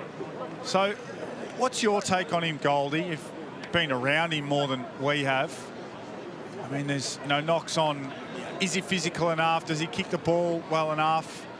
I like him as a player. I think as an outside player. He's got a future. He's had a big day again, 30 and a couple. What's your take on him? Well, I think we all know he's got the ability to find the footy. It's just that want to defend, I think, is probably has been the biggest knock on him. And can he put a bit more effort into his defensive work rather than just the offensive side of his game? Dean Solomon there sitting next to Nate Caddy up in the stands. It's got a big task ahead this afternoon. Essendon facing the Giants. Of course, part of your Sunday ticket here on Fox. Richmond Hawthorn will be taking you to at the conclusion of our game at the MCG. Gold Coast Western Bulldogs is it feels like a live contest up on the glitter strip this afternoon, and then Essendon GWS bounce and first crack to close out your Sunday ticket. Loser can book their holidays, I think, Gold Coast and the Doggies. Bit of a loser leaves town game. Yeah, Nyko emerging off half-back. Parrish shares it wide. Good kick to Binns. Dogs fans probably upset with that, but their percentage is... It is unhealthy. They're probably on 9 wins, not 10 wins, because of their percentage. Yep. The game hasn't been in super order in recent times. I tell you, whose game is in super order? Nick Cox with another big mark. Huge. Launched at the footy there. Got the arms outstretched, 200 centimetres. The only thing a defender is going to do there is give away a free kick for an arm chop, and wasn't even able to do that. Galvin, as Cox went up and took a skyscraper. So we're left footing from here. This is going to be on his left. He's generally, he much prefers his left foot to his right for these set shots. Very rarely will he go off his right. Already got a career high at VFL level. Nick Cox. Why not 5? Why not a handful to start your Sunday off right? 5 goals for Nick Cox. Back into the VFL team this week. Feels like he may not be for long. Nice finish. Nice finish. We've seen him kick a couple of bombs, the first of the game, from outside 50, and that is just textbook, trademark, key forward, jumping up, highest point, into the pack. Big, powerful contested mark, and we know he can do this stuff. Balls hit the net a third of the way up from 50 metres out. That's what you want to see as an Essendon fan. There's still hope. 45 points, the margin now. And there's time for more. If he's a true forward, he's not thinking, geez, I've had a good one. He's thinking, I need 2 more. I feel like that's spoken from experience. I'm usually thinking, I need my first. Or if you Joe the Goose is on offer here. Whatever you need to get, because 5's good, right? But there'll be other players across the competition who kick 5. There won't be many who kick 7 in a round of footy. Couple of big bags at VFL level this season. Will McLaughlin kicked 7 earlier in the year. Corey Ellison's kicked a couple of big bags for Frankston. Hugh Dixon's been on the end of a couple of big performances too. 7 these days in 2026 is a big number. How many times do you get there, JJ? A few. Mostly against the Kangas. No, not true. I used to have nightmares dealing with Scotty Thompson, stomping on your feet and pinching. And he was very good at that. Oh, accidentally, of course. 3 7+s for our man Josh Jenkins in 149 games. You just have that on the back of your hand, did you? Just write down that kind of biographical information, that and the occupations of various players out there. Here's Walker. Kick to the pocket. He was looking for our man, the lawyer, Delizio, and Harry Jones floated in front of him.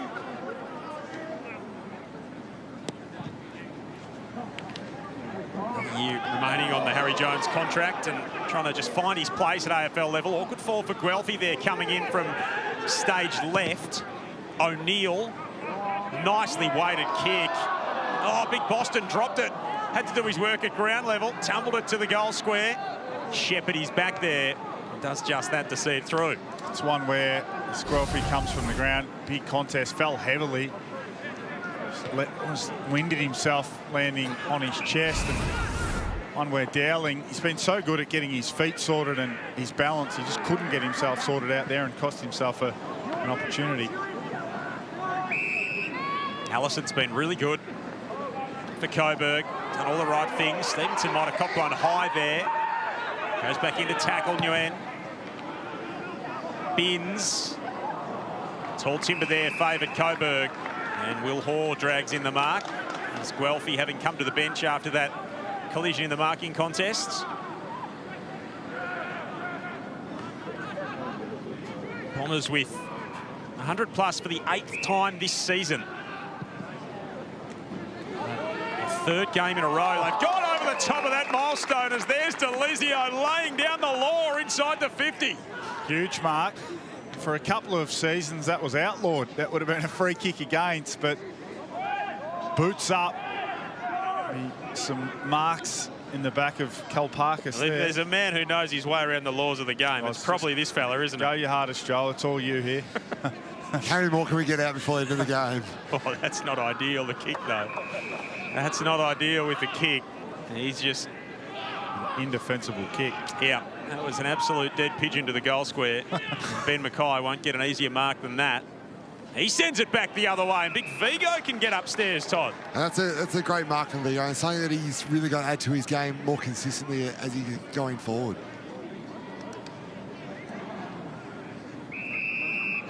Dowling couldn't pull it in.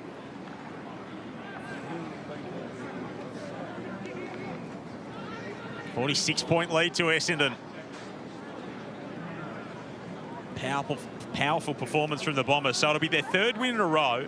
Been good opponents last couple of times in St Kilda and Brisbane. Had that 3-point loss to North in a close game at Arden Street a few weeks ago. They've got Box Hill, Collingwood, Sydney in their run home.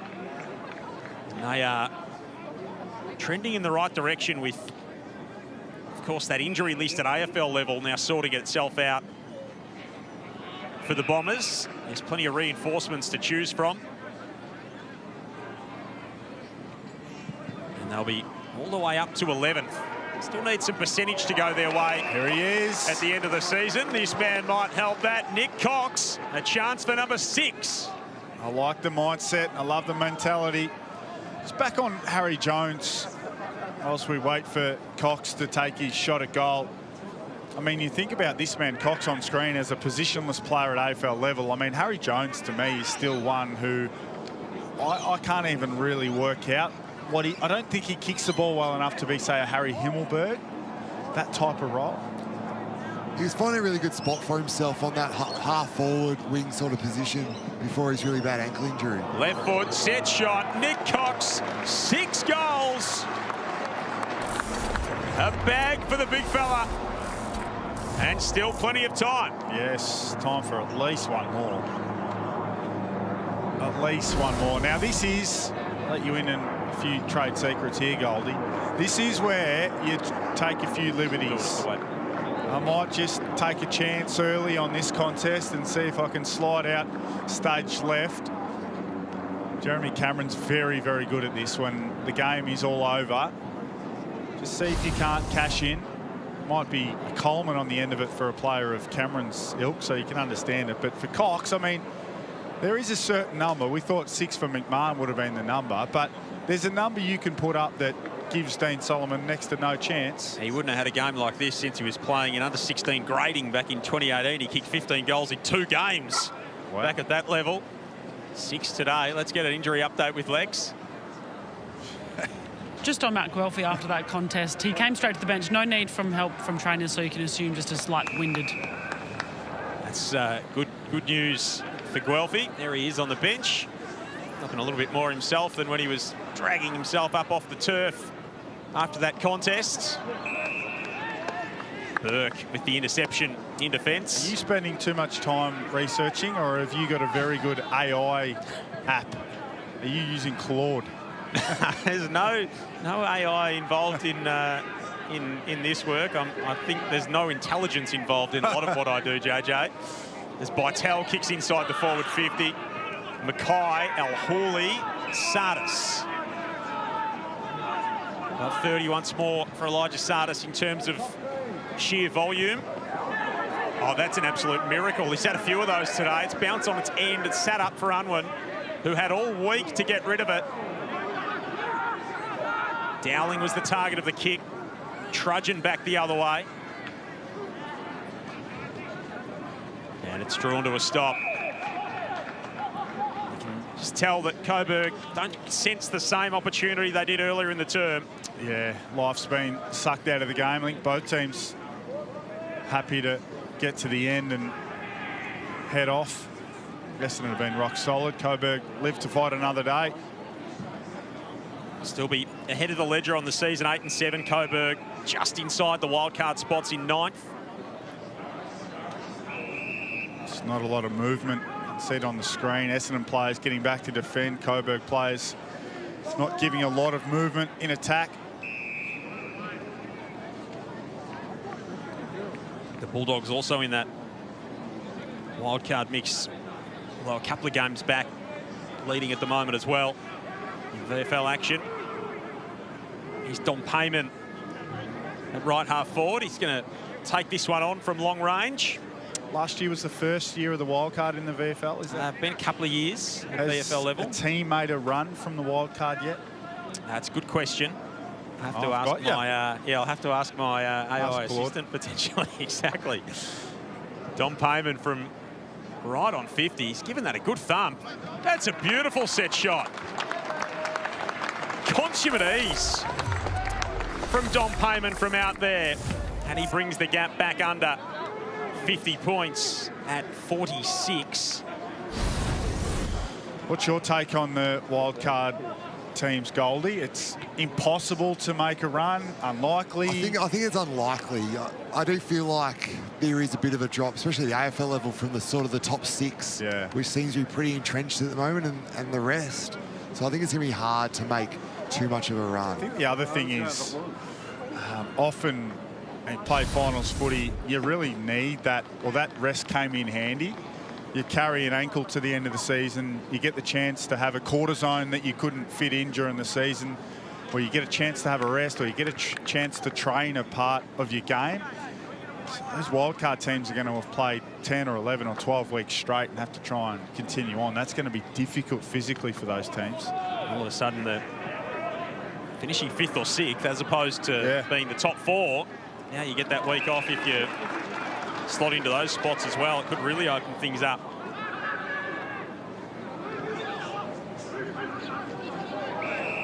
Trudgen and Mulhooley get locked up. Conversely, if the wildcard teams that get in both win, we'll be saying, well, is it unfair for the teams who have had a bye because they're rusty? Yep. Cox is sniffing another one here. Pops it over the top to McMahon, who gets caught. It's also already been hard enough for teams 7th and 8th to make a run on their own right, let alone having to play that extra game. Might have that team that bounces up and takes good form in that finishes 10th, and the team in 7th that can't get there is Guelphy. Touch ball. Touch ball. There's plenty of traffic around it. Tried to hook it back through. Back out there, good to see 2-2 for Matt Guelphy. The 1-3 last week, so he's finding plenty of opportunities. Harry Jones belts that across the boundary line. So Ben Mackay's game today, of course, the 2 disposals last week, JJ playing forward. Back today, he's been better. He's had more of the footy, 13 disposals, but importantly, 10 intercepts. What have you made of his day? He's back where he should be. Now, look, you try and break the circuit and send him forward. I mean, it was never going to work, but maybe it was just the circuit breaker he needed. Now he's able to go back to his natural habitat. He's been solid. I'd like to see him mark the footy a bit more, as in intercept mark the footy a bit more. I reckon there's been 2 clear. Do you reckon that's a confidence thing? Yeah, no doubt it is, and it's a stepping stone for him. Look, let's be honest, he's not the only player at Essendon who's down on confidence. In fact, there probably aren't that many aside from Nate Caddy who are confident at the moment. So it'll come back to him. No point giving up on him at all. Still 3 years to run on a contract, I think. So he's a key defender, close to goal defender, and he's still got the opportunity to play some important games for the Bombers. I think there was always going to be a little bit of a turn to spoiling a bit too much this game, because the knock on him was that he was probably going for too many marks where he should have spoiled. So it's just finding that balance. He's looked more assured back there. A little push on Seb Murphy there. His task at AFL level is not easy. Playing on the best forwards with the least amount of pressure on the ball coming in. That's not a job I would be putting my hand up for. Tui kicks down the line and Slick Sellers takes the mark. And this is a good part of playing back. Mackay, there's a little freebie. You mentioned the confidence for the Essendon players and Nate Caddy. I mean, it's easy to be confident when you're just directing the chopper pilot to drop it in the roof at Marvel. We heard him leave a little bit earlier. I swear I heard a steam train in the background before as well. So we've had all different levels of technology in terms of vehicular movement here at Windy Hill today. Nate Caddy sticking around. The interim coach has deserted him.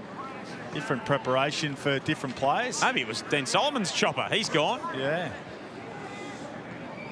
Could have been Andrew Welsh's chopper, actually. Very well. That's a live chance. And that's his style. Dowling. Setterfield. Sardis. O'Neill's been terrific again for Essendon. So 107 points, 47-point margin. It's going to be a third win in a row for the Bombers. They'll be right on the edge of the top 10 after this. Maybe taken high almost there. Allison lowered himself into the tackle. And a forward 50 stoppage for the home team. Hawthorn Richmond coming up the MCG as part of your Sunday ticket on Fox. Will take you there at the conclusion of this one. Gold Coast Western Bulldogs on 5:03 from 3 o'clock this afternoon. Essendon GWS on Fox Footy this afternoon in the twilight, and then bounce and first crack to complete your afternoon of footy. Parkus with another mark. Another good day for him. Parrish is going to finish with good numbers as well. The 9 clearances, 20-odd disposals, Setterfield 24 and a goal. I like Parrish's game for the 9 clearances and the 9 tackles. We know he can find the footy, but he's been able to get the ball forward from contest and lay some pressure on the oppo. Been really damaging it centre bounce as well. Centre ball up, or whatever you want to call it these days. Burke thrashes it to full forward. Guelphy almost. Cox looking for number 7. He's got it. Get him in. 7 goals for Nick Cox. And he has had an absolute day out. And he was never giving off a handball then either. Nor should he. No, I think he would have got some feedback from you if he did. Yes, the whole full forwards union would have erupted. Yeah. Well, he's learning. He's fitting in beautifully as well with 7 goals. That's a great return. PB at VFL level. Don't even need to go to the stat sheet and check that one. Previous best with 3. Yeah. So he's doubled it and then some. And he's kicked the last 3 for the Bombers. So, like all good forwards, he's cashed in. The game's been over for some time, but to be honest, it's been over because of his impact in the game, and have a bit of fun at the fact he's kicking some goals late, but 16 disposals. He's been able to jump up and take some really impressive marks, and 8 scoring shots for 7 goals. He's proved a matchup nightmare. He should really have 8 because he played himself out of one as well that was going to be quite easy. Yes. Yep. That second quarter took the mark on the behind line and spent it before he had it, played on, and had to try and find himself out of trouble. Conversely, McMahon a lot quieter. Just the 1 goal coming in that first term for McMahon after 4 and 6 in his 2 games coming in. So they're sharing the love up there, the Essendon forwards. Nice body work from Horde and nudge Guelphy underneath it.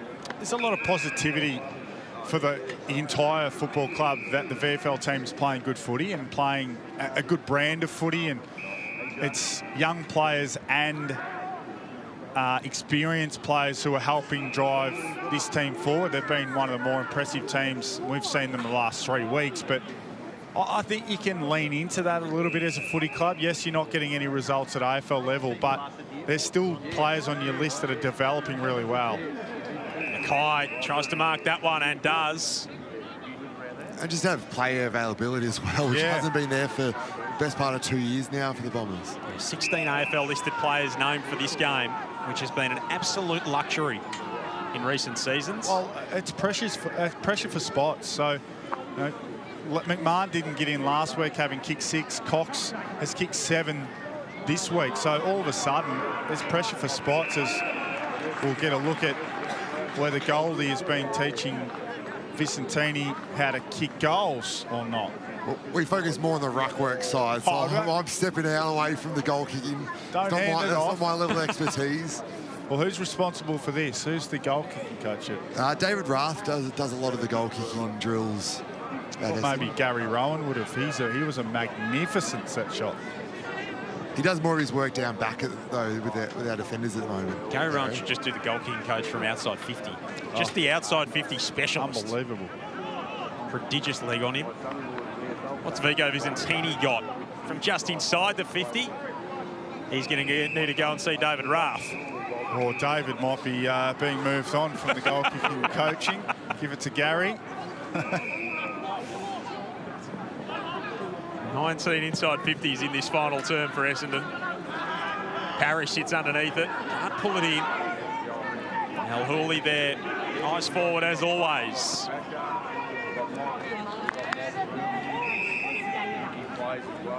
Essendon led by 14 at quarter time, 20 at half time, 33 at three-quarter time. Go back to that middle stages of that third term. Max Thompson with the set shot. It would have made it a 9-point game. Coburg in arrears. He missed. Essendon kicked the next 4 goals, and it got away from them ever since. Will Hoare, who's gone up and pulled up a little bit sore in defence, perhaps. Body down inside defensive 50 for Coburg, which at this late stage of the game is not what you want to see. A win for Essendon.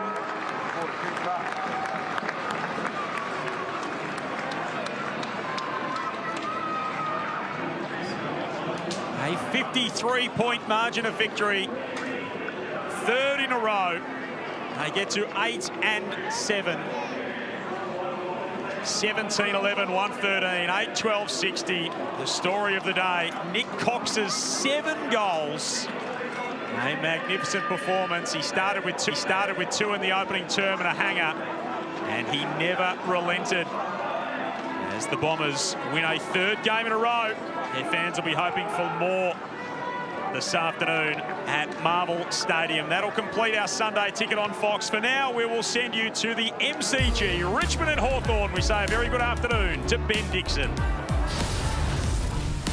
Thank you very much, Joel. A beautiful day at the MCG. Round 19 continues with the Tigers playing host to the Hawks. The Tigers looking for their 3rd win of the season, and a win today will see the Hawks jump back into the top 4. Welcome to the Sunday Ticket on Fox, proudly brought to you by UE, the official partner of footy fans. As I bring in Ruby Schleicher and Brad Johnson, and I must say a happy birthday. He turned 50 yesterday and doesn't look a day over 30.